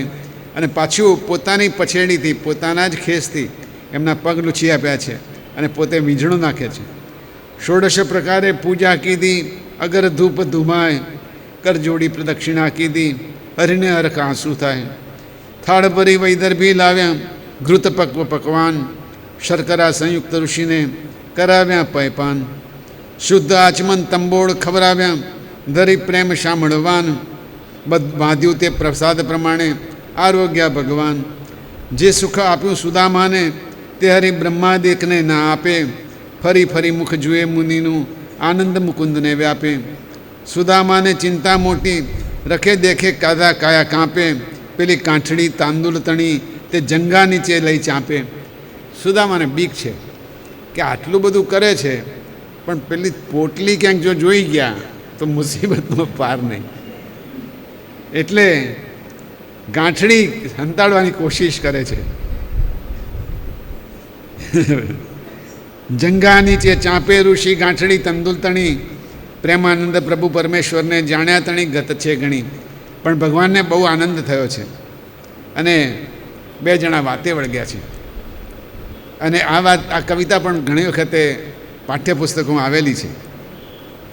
પછી શામળીઓજી બોલિયા, તને સાંભળે રે. હજી નાનપણાનો નેહ મને કેમ વિસરે રે. આપણ 2 મહિના પાસે રહ્યા, તને સાંભળે રે. હાજી સાંદીપનીને ઘેર મને કેમ વિસરે રે. અન્ન ભિક્ષા માગી લાવતા, તને સાંભળે રે. હાજી જમતા 3 ભ્રાત મને કેમ વિસરે રે. બલરામજી શ્રી કૃષ્ણ અને સુદામા. આપણે સૂતા એક સાથ રે, તને સાંભળે રે. હાજી સુખ દુઃખની કરતા વાત, મને કેમ વિસરે રે. આ સાથરો શબ્દ હવે કદાચ નવી પેઢીને ખબર ના પણ હોય. એ સાથરો એટલે બધા સૂઈ જતા હતા જોડે, એટલે સાથરે સૂતા. પાછલી રાતના જાગતા, સુણ સુંદર તંદ સાંભળે રે. હાજી કરતા વેદની ધૂન, મને કેમ વિસરે રે. ગુરુ આપણે ગામે ગયા, તને સાંભળે રે. હાજી કોઈ એકની આચવા મૂન, મને કેમ વિસરે રે. ગુરુ બહાર ગયા હતા, કામ કીધું ગોરાણીએ, તને સાંભળે રે. કહ્યું લઈ આવો ને કાષ્ઠ, મને કેમ વિસરે રે. લાકડા મોકલવા ગોરાણીએ મોકલ્યા. શરીર આપણા ઉકળ્યા, તને સાંભળે રે. હાજી માથે તપ્યો અરિષ્ટ, મને કેમ વિસરે રે. જંગલમાં લાકડા કાપવા ગયા છે, બરોબર પ્રખર સૂર્ય તપે છે, શરીરમાં પરસેવો થઈ ગયા છે. 2 જણા યાદ કરે છે કે તને યાદ આવે છે આવું બધું? તમે ગોરાણીએ ખાવું બંધાવ્યું, તને સાંભળે રે. ચણા પોચા વળી સાર, મને કેમ વિસરે રે. તમે છાના આરોગી, તને સાંભળે રે. તમે કહ્યો દરિદ્ર મહારાજ, મને કેમ વિસરે રે. ગોરાણીએ ચણા આપ્યા હતા અને ચણાનો પણ ઇતિહાસ છે. પણ ચણા સુદામાજી ખાઈ ગયા અને એ કહે છે મને યાદ છે, તું દરિદ્ર મહારાજ ખાઈ ગયો. સ્કંદે કુહાડા ધર્યા તને સાંભળે રે, ઘણું દૂર ગયા રણ છોડ મને કેમ વિસરે. ખભે કુહાડા લઈ લાકડા કાપવા દૂર દૂર સુધી ગયા. આપણે વાદ વધ્યા બેઉ બાંધવા તને સાંભળે રે, હાજી ફાડ્યું મોટું ખાંડ મને કેમ વિસરે રે. ત્રણે ભારા ભરે બાંધ્યા દોરડે મને તને સાંભળે રે, હાજી આવ્યા બારે મેહ મને કેમ વિસરે. ભારા બાંધ્યા બરોબરના મોટા મોટા, અને એ જ વખતે વરસાદ તૂટી પડ્યો. શીતળ વાયુ વાયો ઘણો તને સાંભળે રે, હાજી ટાઢે થરથર ધ્રુજે દેહ મને કેમ વિસરે રે. નદીએ આવ્યું પૂર ઘણું તને સાંભળે રે, ઘન વરસ્યો મુસળધાર મને કેમ વિસરે રે. એકે દિશા સૂઝે નહીં તને સાંભળે રે, થયા વીજ તણા ચમકાર મને કેમ વિસરે. જોરદાર વીજળી, પૂર આવેલું, ચારે બાજુ પાણી પાણી, લાકડાના ભારા બાંધેલા. ગુરુજી ખોળવા નિસર્યા તને સાંભળે રે, કયું સ્ત્રીને કીધો ત્યાં કેર મને કેમ વિસરે. ગુરુજી ઘેર ઠપકો આપ્યો, અરે આ છોકરાઓને આવી મોકલાતા હશે, આટલો વરસાદ આટલો તુકડાટ. આપણને હૃદય શું ચાંપિયા તને સાંભળે રે, પછી તેડીને લાવ્યા ઘેર મને કેમ વિસરે રે. આવી રીતે ગુરુ પણ એમને શોધવા નીકળ્યા, શોધીને લાવ્યા, ઘેર લાવ્યા છે. ગોરાણીને વઢ્યા છે કે આવી રીતે છોકરાઓને મોકલાય નહીં. પણ ગોરાણી ગૌ દોતા હતા તને સાંભળે રે, ગોરાણી ગાયો દોતા હતા. હતી દોણી માગ્યાની ટેવ મને કેમ વિસરે રે. રોજ ગાય દોવા બેસે એટલે દોણી માગે કે દોણી લાવ. નિશાળે બેઠા હાથ વધારીઓ તને સાંભળે રે, હાજી દોણી દીધી તને ખેવ. નિશાળમાં બેઠા હતા દોણી માગી, લાંબો હાથ કરીને કૃષ્ણે તો આપી દે, એમનો હાથ ક્યાં પહોંચે નહીં, બધે પહોંચે. દોણી દીધી તત ખેવ મને કેમ વિસરે રે. જ્ઞાન થયું ગુરુ પત્નીને તને સાંભળે રે, તમને જાણ્યા જગદાધાર મને કેમ વિસરે રે. ગુરુ દક્ષિણામાં માગી તને સાંભળે રે, હાજી મૃત્યુ જે પામ્યો કુમાર મને કેમ વિસરે રે. મેં સાગરમાં ઝંપલાવી તને સાંભળે રે, તમે શોધ્યા સાત પાતાળ મને કેમ વિસરે રે. હું પંચાનન શંખ લાવ્યો તને સાંભળે રે, હાજી દૈત્યનો આણ્યો કાળ મને કેમ વિસરે રે. જમનગર હું પછે ગયો તને સાંભળે રે, પછી આવી મળ્યો જમરાય મને કેમ વિસરે રે. પુત્ર ગોરાણીને આપીઓ તને સાંભળે રે, હાજી પછે થયા વિદાય મને કેમ વિસરે રે. આપણ તે દાડાના જૂજવા તને સાંભળે રે, હાજી ફરીને મળ્યા આજ મને કેમ વિસરે રે. હું તુજ પાસે વિદ્યા ભણ્યો તને સાંભળે રે, મને મોટો કર્યો મહારાજ મને કેમ વિસરે. પાછા ભગવાન કહે છે કે હું તારી ભાઈ ભણતો હતો, તને યાદ આવે છે દાખલા તો તું શીખવાડતો હતો. એ કે હા હા હા, તમે મને મોટો બનાવી દીધો. મહારાજ લાજની દાસની વધારો છો શ્રીહરિ, પછી દરિદ્ર દાસના સૌમ્ય દ્રષ્ટિ કરી. આમ સુદામા અને કૃષ્ણનું ચરિત્ર ચાલ્યું છે. સુદામાજીને કૃષ્ણે બરોબર યાદ કર્યા છે. સુદામા ત્યાં રોકાયા છે. કૃષ્ણે એમની બહુ સેવા કરી છે, અને રાણીઓએ સુદામાને બરોબર સેવા કરીને પોતાના જેઠની સેવા કરે એવી રીતે કૃષ્ણને રાજી કર્યા છે. બસ થોડા દિવસ થયા એટલે સુદામાજી બેઠા છે અને એમની પેલી પોટલી કૃષ્ણના હાથમાં આવી ગઈ છે. કૃષ્ણે ખેંચી દીધી છે એમ કહે તો ચાલે.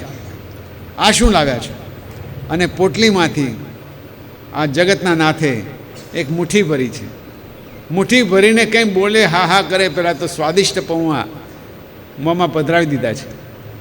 અને સુખદેવજી કહે છે એટલું ખાતાની સાથે ત્રિભુવનનાથે તમામ લક્ષ્મી સોંપી દીધી છે. સુદામાજી હવે દરિદ્ર રહ્યા નથી. નવનિધિ અષ્ટસિદ્ધિ સુદામાજીને મળી ચૂક્યા છે. બીજી મુઠ્ઠી ભરે છે. રૂકમણીજી રોકી રાખે છે, ના ના ના ના ના, હવે કંઈ ન કરતા, કારણ કે હવે તો તમારો જે જાગીર છે એ બધી જશે. એમ સુદામાજીને રોકવાનું કામ કરે છે. પણ કૃષ્ણ અને સુદામાની આ ગોઠડી આપણને એમ કહે કે બે મિત્રો કૃષ્ણના સ્તરે પરમાત્માના સ્તરે મળે ત્યારે કેટલો પ્રેમ થતો હોય છે. સુદામાજીને બહુ આનંદ થયો છે, રોકાયા છે.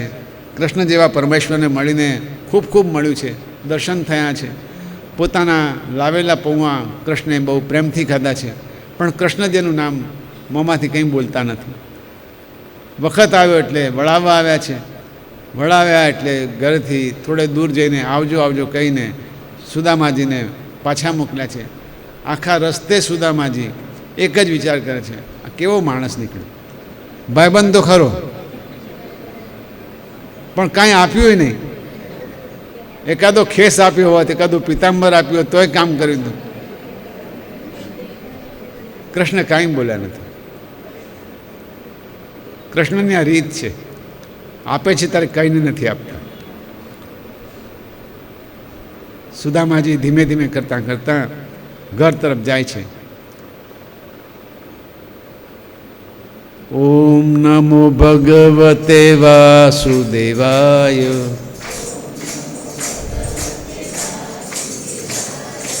ઓમ નમો ભગવતે વાસુદેવાય. ઓમ નમો ભગવતે વાસુદેવાય. ઓમ નમો ભગવતે વાસુદેવાય. ઓમ નમો ભગવતે વાસુદેવાય. શ્રી કૃષ્ણ ગોવિંદ હરે મુરારે. શ્રી કૃષ્ણ ગોવિંદ હરે મુરારે. હે નાથ નારાયણ વાસુદેવ. શ્રી કૃષ્ણ ગોવિંદ હરે મુરારે. હે નાથ નારાયણ વાસુદેવ. શ્રી કૃષ્ણ ગોવિંદ હરે મુરારે. હે નાથ નારાયણ વાસુદેવ. ગોવિંદ જય જય ગોપાલ જય જય. રાધા રમણ હરિ ગોવિંદ જય જય. ગોવિંદ જય જય ગોપાલ જય જય. રાધા રમણ હરિ ગોવિંદ જય જય. ગોવિંદ જય જય ગોપાલ જય જય. રાધા રમણ હરિ ગોવિંદ જય જય. કરારવિંદેન પદારવિંદમ. મુખારવિંદે વિનિવેશયંતમ. વટસ્ય પત્રસ્ય પુટે શયાનમ. બાલમ મુકુંદમ મનસા સ્મરામિ. ગોવિંદ જય જય ગોપાલ જય જય. રાધા રમણ હરિ ગોવિંદ જય જય. ગોવિંદ જય જય ગોપાલ જય જય. રાધા રમણ હરિ ગોવિંદ જય જય. ગોવિંદ જય જય ગોપાલ જય જય. રાધા રમણ હરિ ગોવિંદ જય જય. શ્રી કૃષ્ણચંદ્ર ભગવાન કી જય. રણછોડ દ્વારિકાધીશ કી જય. સુદામાજી રસ્તે વિચાર કરે છે કે આ તો ભાઈબંધ, હાથીના દાંત દેખાડવાના અમુક જુદા, ચાવવાના જુદા. ઘેર પહોંચ્યા છે, પણ ઘરે પહોંચતા પહોંચતા એમના મનમાં એવો વિચાર પણ પાછો બ્રહ્મદેવને આવ્યો છે કે છે જગતનો નાથ, એના દર્શન કર્યા, કેટલો મને પ્રેમ આપ્યો, કેટલો સ્નેહ આપ્યો, આવો પ્રેમ તો ઇન્દ્રાદિને પણ ન મળે. હું ભાગ્યશાળી તો છું જ, બાકી કૃષ્ણના દર્શન ક્યાં છે? કૃષ્ણના દર્શન થયા, એમણે મને આટલો બધો સત્કાર કર્યો, મારા પગ ધોઈને મારો મિત્ર પીવે. હવે આવી વાત તો ક્યાં શક્ય જ છે? આમ બે બાજુ મન ડોલે છે. મનને ડોલાવતા ડોલાવતા બ્રહ્મદેવ પોતાના ઘરની નજીક પહોંચ્યા તો મોટો મહેલ છે, ઉપવન છે, ચારે બાજુ સમૃદ્ધિ સમૃદ્ધિ, લક્ષ્મીના ચારે હાથ હોય એવું દેખાય છે. અરે રે, આ કોણે મારું ઝૂંપડું તોડી નાખ્યું હશે? કોણ હશે? શું હશે? ક્યાં હશે? ઘરવાળા ક્યાં ગયા હશે? સુદામાજીને બહુ ચિંતા થઈ છે. જે હતું તે ગયું લાગે છે. આ મ્યુનિસિપાલિટીવાળા બધું સાફ કરી ગયા લાગે છે. પણ ઘરમાંથી પછી સરસ મજાના જાજરમાન રૂકમિણી જેવા એમના પત્ની નીકળે છે. અરે રે રે રે રે, આ શું થયું? આ કોણ આવ્યું છે સામે? એટલે જેમ આશ્ચર્ય થાય, બાળકો, પત્ની બધાને જુએ છે. વિચાર પડે છે આ બધા મહેલમાં ક્યાંથી અને આટલા તંદુરસ્ત થઈ ગયા છે? ક્ષણભરમાં સુદામાજીને જોયું છે તો પોતાનું સ્વરૂપ પણ બદલાયું છે. કૃષ્ણ કનૈયાની એવી મેળ થઈ છે. સુદામાને ઘેર દોમ દોમ સાહેબી છે, અનેક સમૃદ્ધિ, જાત જાતના મહેલો, ઉપવનો બધું છે. આવું કથામાં લખે છે. પણ વિદ્વાનો એમ કહે છે કે આ કથામાં જે લખ્યું છે મહેલ અને અન્નના ભંડાર, એ સાચી વાત તો હશે જ, પણ કદાચ એવું બન્યું કે સુદામાએ કૃષ્ણે સુદામાને સંતોષનું વરદાન આપ્યું છે. ઈશ્વર રાજી થાય તો સંતોષ જ મળે, અને સંતોષ મળે તો જે કંઈ મળે એમાં મહેલ જેવું દેખાય. સંતોષ મળે તો અન્ન ન હોય એમાં તમને અન્નના ભંડાર દેખાય. સંતોષ ન મળે ન હોય તો ભલભલા ચીર પહેર્યા હોય તમને એમાં મન ના લાગે. એટલે કેટલાક વિદ્વાનો એવો અર્થઘટન કરે છે કે કૃષ્ણે જે સુદામાને આપ્યું છે એ જગતભરમાં કોઈની પાસે નથી એવું તત્વ સંતોષ આપ્યું છે. પણ છતાંય કથાને રંગ આપવા માટે એમને મહેલ મળ્યો, એમને બધા દાગીના મળ્યા, અલંકારો મળ્યા, સુદામા ખૂબ સુખી થઈ ગયા એમ કહીને કૃષ્ણ ભગવાનનો ઉપકાર માન્યો છે.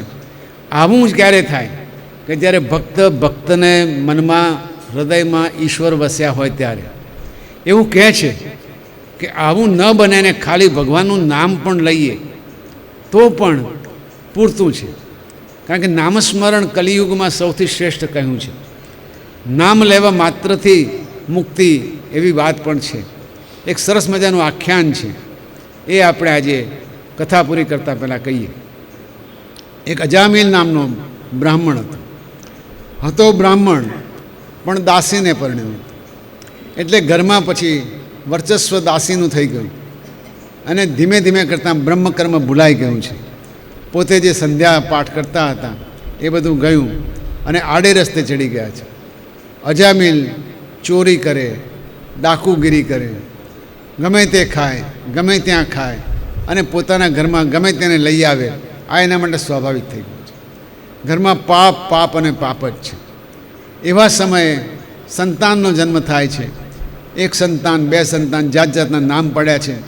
પણ છેવટે એક દિવસ એક સાધુ પુરુષ ક્યાંક રસ્તામાં મળી ગયો. અજામિલ કહે છે કે કંઈ નહીં, તો આ સાધુ પુરુષ અહીંયા આવ્યા છે, કંઈક એમને આપીએ. ઘરમાં તો શું હોય, માંસ મંદિર આ બધું પડ્યું છે. સાધુને કંઈ કીધું નથી. સાધુજી બેઠા છે, ઉપવાસ લઈને બેઠા છે. પણ છતાંય 2-5 મિનિટ, 10 મિનિટ, કલાક, 2 કલાક ઘરમાં બેઠા. એક ઘડી આધી ઘડી આધી સે પુનિયાદ, તુલસી સંગત સાધુ કી કટે કોટી અપરાધ. સાધુ ઘરમાં બેઠા છે એટલા માત્રથી અજામિલને થોડા સારા વિચારો આવ્યા છે. નાનું બાળક લઈને આવ્યો છે. બાપજી, આ બાળક છોકરાનું નામ પાડી આપો. સાધુ કે એક કામ કર, નારાયણ નામ રાખજે. દીકરાનું નામ નારાયણ રાખ્યું છે. વર્ષો વીતતા જાય છે. અજામિલનો હવે અંતકાળ આવ્યો છે. અંતકાળ વખતે એના કર્મો તો કંઈ બદલાયા નથી, પણ હવે પગ ઘસડતો થઈ ગયો છે. બીજું કંઈ ન કરી શકે, પણ ઘરમાં તો કંઈ ચોખ્ખાઈ નથી, ઘરમાં કંઈ છે નહીં. પથારીમાં પડ્યો પડ્યો લવ્યા કરે છે. પણ માયા પેલા નાનકડા દીકરા જોડે બહુ છે. એટલે નારાયણ પાણી લાવ, નારાયણ મને આ પંખો નાખ, નારાયણ મારી દવા આપ, નારાયણ નારાયણ કર્યા કરે છે. નારાયણનું નામ લે એટલે નારાયણ બિચારો દોડતો દોડતો આવે છે. અને આમ કરતાં કરતાં એક દિવસે નારાયણને બદલે યમરાજાના દૂતો આવી પહોંચ્યા છે. અજામિલનો અંત આવવાની તૈયારી છે અને અજામિલ જુએ છે કે કંઈક થઈ રહ્યું છે, મારો શ્વાસ ખેંચાઈ રહ્યો છે, હવે હું ટકીશ નહીં. એટલે બૂમ પડાઈ જાય છે, નારાયણ નારાયણ નારાયણ બૂમ પડાઈ જાય છે. એ બૂમ પડતાની સાથે જ કંઈક ક્યાંકથી એણે જોયું બંધ આંખે કે કોઈક સરસ મજાના પિતાંબરધારી, કનક કુંડળ પહેરેલા, માથે મુકુટ પહેરેલા, વિષ્ણુ જેવા દેખાતા વિષ્ણુના દૂતો આવી પહોંચ્યા છે. એક બાજુ યમદૂતો છે, એક બાજુ વિષ્ણુના દૂતો છે. આ સ્વપ્નું છે કે સાચું છે કંઈ ખબર પડતી નથી, પણ બે વચ્ચે સંવાદ ચાલે છે. યમદૂતો કે આના પાપ એટલા બધા છે કે એને હવે અમે યોગ્ય સજા કરવા માટે યમરાજાને ત્યાં લઈ જવા માગીએ છીએ. વિષ્ણુના દૂતો એને રોકે છે કે ભાઈ તમે એવું કરી શકશો નહીં, તમે ન લઈ જઈ શકો. કેમ? તો કે તમે ધર્મને જાણો છો. યમદૂતોએ ધર્મનું વર્ણન કર્યું છે કે માણસ જે કર્મ કરે એ પ્રમાણેના કર્મના ફળ મળે, અને આના કર્મ છે એ જોતાં એને બધા ખરાબમાં ખરાબ નરક મળવાનું છે એ નક્કી જ છે. વિષ્ણુના દૂતો કહે છે કે ના, બરાબર ધર્મ સમજો, આને લઈ જવા દેવામાં નહીં આવે. આણે ભગવાનનું નામ એક વખત પણ લીધું એટલા પૂરતું એને માટે ભગવાન પોતે એને બચાવવા માટે આવ્યા છે, માનીને તમારે જવાનું છે. યમદૂતો પાછા આવ્યા છે, યમરાજાને પૂછે છે કે એવું તો શું છે કે અમને રોકવામાં આવ્યા, કોઈ બીજી સત્તા છે ખરી? યમરાજાએ સ્પષ્ટ કહ્યું છે જે આપણે છેલ્લા 17 દિવસથી કહીએ છીએ, એ પરબ્રહ્મ પરમાત્મા છે, એ સૌનો ઈશ્વર છે, એ સૌના શરીરમાં વસે છે, એ ભૂતાત્મા સર્વભૂતાત્મા છે. એને જુએ એટલે આખું વિશ્વ એનામાં જોવાઈ જાય છે. આવો પરબ્રહ્મ પરમાત્મા જે છે એની આજ્ઞા પ્રમાણે હું વર્તું છું, એમ યમરાજાએ કહ્યું છે. જો એનું નામ નારાયણ છે, નારાયણ નામ એક વખત કહેશે તો પરબ્રહ્મનું નામ છે, એને તમે સ્પર્શ પણ નહીં કરી શકો. એમ કહીને યમરાજાએ યમદૂતોને ઉલટો પાઠ ભણાવ્યો છે કે આવું તો કરી જ ન શકાય. જે રીતે અજામિલ પોતાનો દેહ બચાવી શક્યો, પોતે મોક્ષ મેળવી શક્યો, અજામિલને પછી સપનું પૂરું થયું. એને થયું કે અરે રે, આખી જિંદગી ખરાબ કામો કર્યા, છેલ્લી ઘડી આ સ્વપ્ન તો સ્વપ્ન ને ભ્રમ તો ભ્રમ, જે જોવા મળ્યું છે હવે મારી જિંદગી સુધારું. અજામિલે ઘર છોડી દીધું છે, પોતે વનમાં ગયો છે, ખૂબ બધી તપસ્યા કરી, ઈશ્વરનું નામ લઈ, ઈશ્વર સ્મરણ કરીને દેવલોક પામ્યો છે. જેવું અજામિલનું થાય એવું કોઈ પણ આત્માનું થાય એમ માનીને શ્રી દ્વારિકાધીશ કી જય. આવી જ વાત ભક્તિ સંપ્રદાયના અંદર શ્રીમદ ભાગવતમાં ખુદ ભાગવતના રચનાર વ્યાસ મુનિએ પણ લખી છે. એમણે કીધું ભક્તિ શું છે? ભક્તિ છેવટે તો ભગવાનને પ્રિય એવી એક નારી છે, માનો કે નારીનું સ્વરૂપ આપ્યું છે. ભક્તિની સાથે મુક્તિ મળે છે, ભક્તિની સાથે મુક્તિ મળે છે. મુક્તિ ભક્તિની દાસી છે. જે કોઈ ભક્તિ કરે એને મુક્તિ સ્વાભાવિક રીતે મળે, કેમ કે રાણીનું સુખ મળે, એની દાસીનું સુખ તો મળે જ મળે. ઘણા લોકો મુક્તિ માગે પણ મુક્તિ જરૂરી નથી, ભક્તિ કરે એને મુક્તિ મળે જ છે. પણ ઘણા ભક્તો એવા હોય છે કે મુક્તિ પણ નથી માગતા. હરિના ભક્તો એમ કહે છે ભક્તિ કરવામાં જે મજા છે એ મુક્તિમાં નથી. હવે આવી ભક્તિ એ પણ એના દીકરાઓ જ્ઞાન અને વૈરાગ્યને લઈને સૂતા હોય ત્યારે નારદજી આવીને જ્ઞાન અને વૈરાગ્યના કાનમાં ફૂંક મારે, વેદના રટણ કરે, બંને પોતાની ઊંઘ ઉડાડી શકતા નથી, બેભાન અવસ્થામાં પડ્યા છે. જ્ઞાન અને વૈરાગ્ય સુષુપ્ત અવસ્થામાં હોય એવું એક દ્રષ્ટાંત શ્રીમદ ભાગવતમાં છે. હવે બંનેને જગાડવા માટે નારદજી બહુ પ્રયત્ન કરે, જાગતા નથી. વેદ બોલ્યા, વેદના સાર બોલ્યા, કંઈ જાગતા નથી. શું કરવું? અને છેવટે નારદજી ફરતા ફરતા ફરતા ફરતા બધે શોધે છે કે કયો ઉપાય છે આનો. ઉપાય શોધતાં શોધતાં આકાશવાણી થાય છે કે તમે જ્ઞાન યજ્ઞ કરો, જ્ઞાન યજ્ઞ કરશો તો થશે. જ્ઞાન યજ્ઞ શું છે એ કહેવા પૂછવા માટે પાછા બધે ફરે છે. સનતકુમારો મળ્યા છે, સનતકુમારોની સાથે દર્શન થાય. સનતકુમારો કે શું ભાઈ નારદજી દેવર્ષિ તમે ક્યાં ફરો છો? ખૂબ દુઃખી લાગો છો. કે ભક્તિને મુક્ત કરવાની છે, ભક્તિના 2 બાળકો છે, આવું છે દશા. અને માંડ માંડ વૃંદાવનમાં ભક્તિ યુવા બની છે, બાકી વૃદ્ધ બની ગયેલી. સનતકુમારજી કહે છે કંઈ વાંધો નહીં, આપણે બદ્રિકાશ્રમમાં શ્રીમદ ભાગવતનું પારાયણ કરીએ. બદ્રિકાશ્રમ ખાતે ભાગવત સપ્તાહનું પારાયણ યોજાયું છે.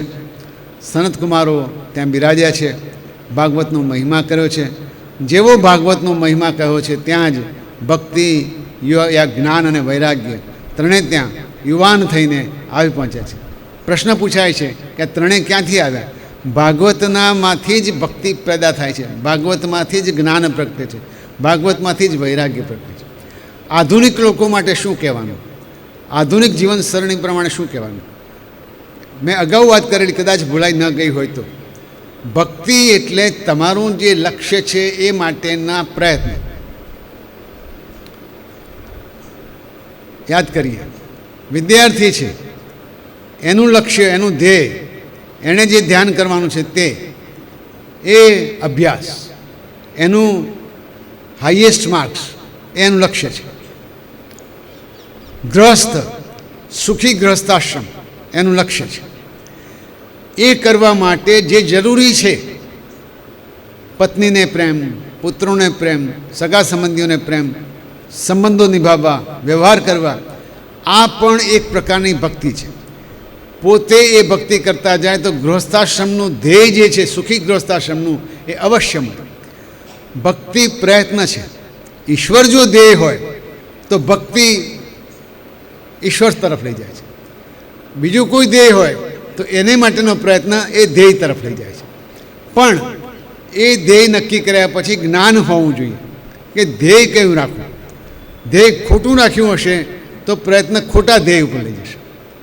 ધ્યેય સટ્ટો રમવાનું રાખ્યું હશે તો પ્રયત્ન સટ્ટા તરફ લઈ જશે. ધ્યેય સાચો અને સારો વેપાર કરવાનું રાખ્યો તો સાચો અને સારા વેપાર તરફ લઈ જશે. અને એ પ્રમાણે પ્રયત્ન કરતાં કરતાં કરતાં એ જ્ઞાન મળશે કે કેવી રીતે આ કરવું. જ્ઞાન મેળવીને પોતાના ધ્યેય તરફ જવાનો પ્રયત્ન એ ભક્તિ. પણ એટલાથી પૂરતું નથી. એ ધ્યેય તરફ જવા માટે જેમ મારે અહીંથી નીક ખોદીને દક્ષિણ દિશા તરફ લઈ જવી છે, તો બીજી દિશા તરફ જતું પાણી મારે રોકી નાખવું પડે. એ રોકવાનું કામ વૈરાગ્ય કરે છે. વૈરાગ્ય એટલે જે દિશામાં જવું છે એ દિશા સિવાયની દિશાઓને બ્લોક કરી દેવા, બંધ કરી દેવા. સારો વેપાર કરવો છે, દારૂ પીવાનું બંધ કરી દેવાનું. સારો વેપાર કરવો છે, જુગાર રમવાનું બંધ કરી દેવાનું. સારું ભણવું છે, ટીવી જોવાનું, મોબાઈલ જોવાનું બંધ કરી દેવાનું. ભગવાનને પ્રાપ્ત કરવા છે તો આ દુનિયાવી ચીજોમાંથી છૂટવાનું. દરેક કાર્ય માટે જો મેનેજમેન્ટ શીખવાનું હોય તો ભક્તિ, જ્ઞાન અને વૈરાગ્ય સિવાય કોઈને ચાલવાનું નથી.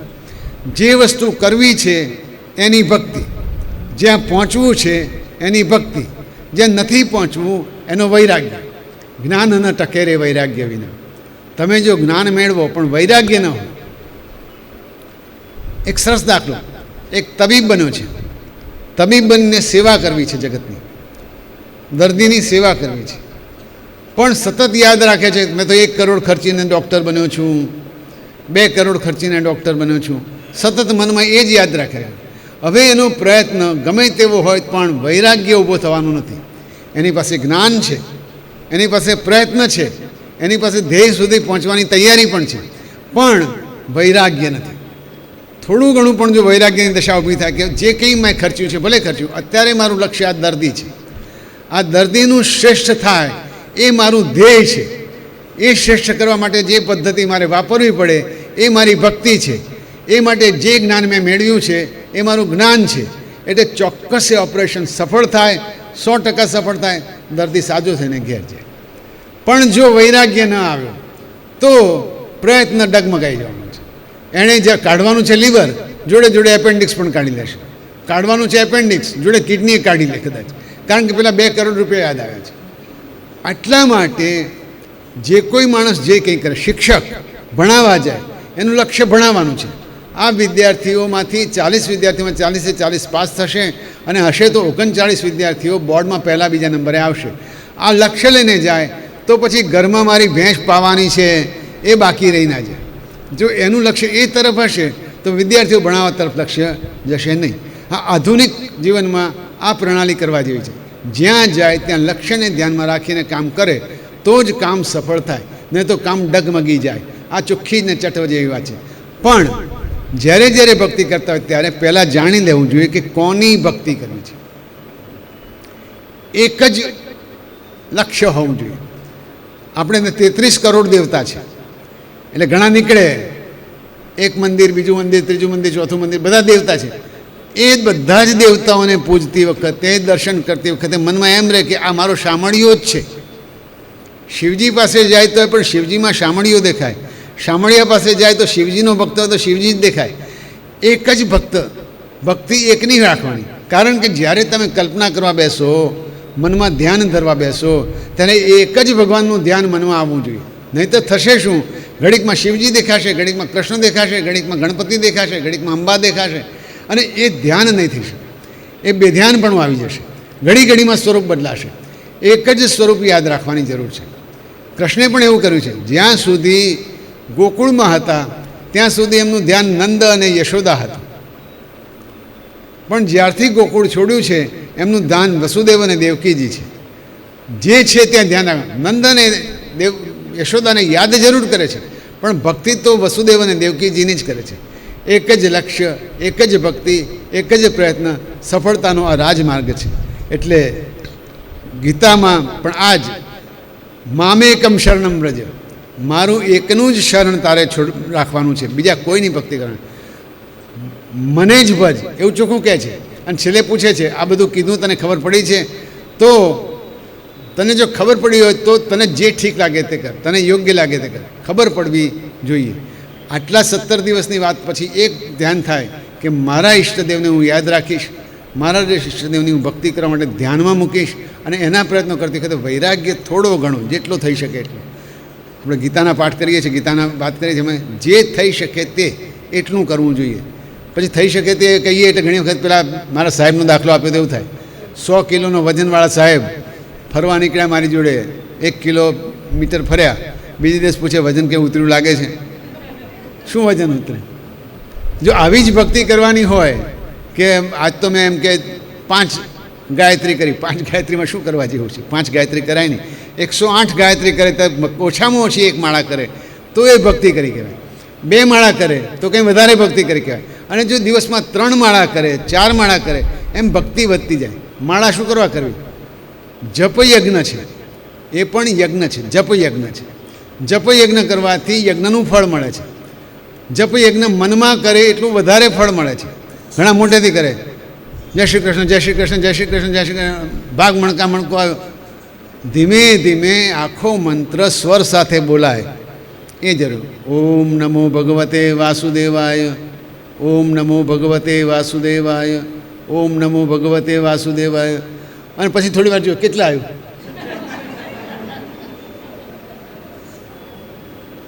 કુકરમાં મૂકેલું છે કશું. હવે જો કુકરમાં મૂકેલું હોય તો માળા કરવી જ નહીં. માળા કરતી વખતે કુકર જરા બંધ કરીને જ આપવું તો વધારે સારી માળા થાય. અને હવે તો પાછું ઓમ નમો ભગવતે વાસુદેવાય ટ્રમ ટ્રમ વળી પાછું. આ જ્ઞાન ન ટકે રે વૈરાગ્ય વિના. આ છોડવું જ રહ્યું. ન છોડીએ તો બધું જ શેઠની શિખામણ ઝાંપા સુધી, એનો કોઈ મતલબ રહેતો નથી. એટલે જ્યારે જ્યારે જપયજ્ઞ કરીએ ત્યારે મનમાં જપયજ્ઞ, શાંત જગ્યાએ જપયજ્ઞ, સારા વાતાવરણમાં જપયજ્ઞ, સારી અવસ્થામાં જપયજ્ઞ. ટટાર બેસીને બને ત્યાં સુધી કરવું જોઈએ. બેસી શકાતું હોય તો પલાંઠી વાળીને ટટાર બેસીને કરવું. ન બેસી શકાય તો ખુરશીમાં બેસીને પણ વ્યવસ્થિત બેસીને કરવું.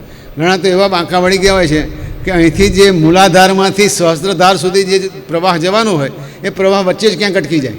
બિચારાને લાગે ક્યાંય જવા જેવું છે નહીં.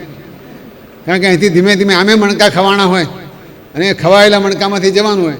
એટલે એવા વાંકા વળ્યા હોય સી આકારના. હવે સીમાંથી તો કંઈ જાય તો જાય, ના જાય તો ના જાય. બને ત્યાં સુધી ટટાર બેસી.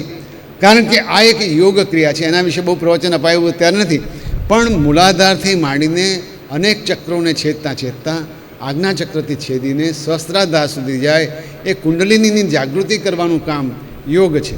એ યોગ કરવા માટે એક મંત્રનું આપણે જપ કરી રહ્યા છીએ. એ મંત્રનો જપ કરવા માટે ગૌમુખી જ્યાં રાખવાની હોય ત્યાં જ રખાય. તમે ખોળામાં રાખવાની હોય ત્યારે ખોળામાં, હાથમાં ઊંચે રાખવાની ત્યારે ઊંચે, પ્રાતઃકાળ, મધ્યાહનકાળ, સાયંકાળ જે રીતે રાખવાની ગુરુએ કીધી હોય એ પ્રમાણે રાખીને એને ગૌમુખીમાં રાખીને એની પૂજા કરીને માળા બરોબર કરવી જોઈએ. નહીંતર તો એનો કોઈ મતલબ રહેતો નથી. કારણ કે જે કંઈ કર્મકાંડ છે, કર્મકાંડ સાથે વિધિ સંકળાયેલી છે. ખાલી યાદ કરવું છે, મનથી પૂજા કરવી છે, કોઈ પ્રશ્ન નથી. પણ જો વિધિ જ કરવી છે તો વિધિ જે યોગ્ય છે એ જ વિધિ કરાય. એ વિધિ સિવાયની વિધિ ઘણી વખતે ઊંધી પડતી હોય છે. કારણ કે વાલ્મીકીજીને રામ રામ કરતાં કરતાં મરા કહેવાય ગયું ને રામ મળી ગયા એ વાત જુદી થઈ ગઈ. બાકી મંત્રની અંદર શક્તિ હોય છે, શબ્દ અક્ષર દરેકની શક્તિ હોય છે એ હું કહી ચૂક્યો છું. અક્ષર બરાબર ધ્યાનથી બોલવો, વિચારપૂર્વક બોલવો. જે મંત્ર આજે લીધો એ મંત્ર આખી જિંદગી માટે રાખવો. એ મંત્રને વારંવાર બદલવીને શ્રદ્ધાવાન લભતે ફલમ. શ્રદ્ધા રાખીએ તો ફળ મળે, શ્રદ્ધા ન હોય તો ફળ મળવાની કોઈ આશા નથી. સૌને એમ યાદ કરાવીને શ્રી કૃષ્ણચંદ્ર રાય કી જય. આરતીની તૈયારી કરીએ. આજે આમ તો સિનિયર સિટીઝન ડે છે. વિશ્વમાં બધા એક એક દિવસ ઉજવતા હોય છે.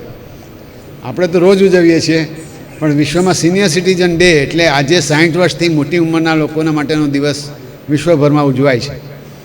એટલે એ દિવસના માટે ઘણા બધા લખાણો, બધા વ્યાખ્યાનો બધા આવ્યા છે. સમય મળે જોઈ જજો. પણ ઉંમર એક માત્ર આંકડો છે. ઉંમર એક માત્ર આંકડો છે. જે દિવસે ઉંમર તમારા ઉપર હાવી થઈ જશે એ દિવસથી કંઈ નહીં થઈ શકે. પણ તમે જીવતા જાગતા પરમાત્માના અંશ છો અને હજુ પણ હું ઘણું કરી શકું છું. રોજ નવું વિચારવું, રોજ નવું કંઈક કરવું. એટલે વૃદ્ધ અને ઘરડા બેમાં ફેર છે. ઘરડો જાતે ઢળી પડ્યો હોય છે, એણે કંઈ કરવું નથી હોતું. વૃદ્ધની વૃદ્ધિ થતી હોય છે, એનો અંતરાત્મા વૃદ્ધિ પામતો જાય છે. દરરોજ નવું નવું કંઈ કરવું હોય છે. એ નવું નવું કરવાની જ્યાં સુધી તમે ઈચ્છા રાખશો ત્યાં સુધી ઘડપણ આવશે નહીં. એટલે ઘડપણ કોણે મોકલીને ગાવાની જરૂર પડશે નહીં. વૃદ્ધિ કરીએ, વધારે સક્ષમ બનીએ, રોજ નવું કામ કરીએ અને ઈશ્વરને ભજીએ.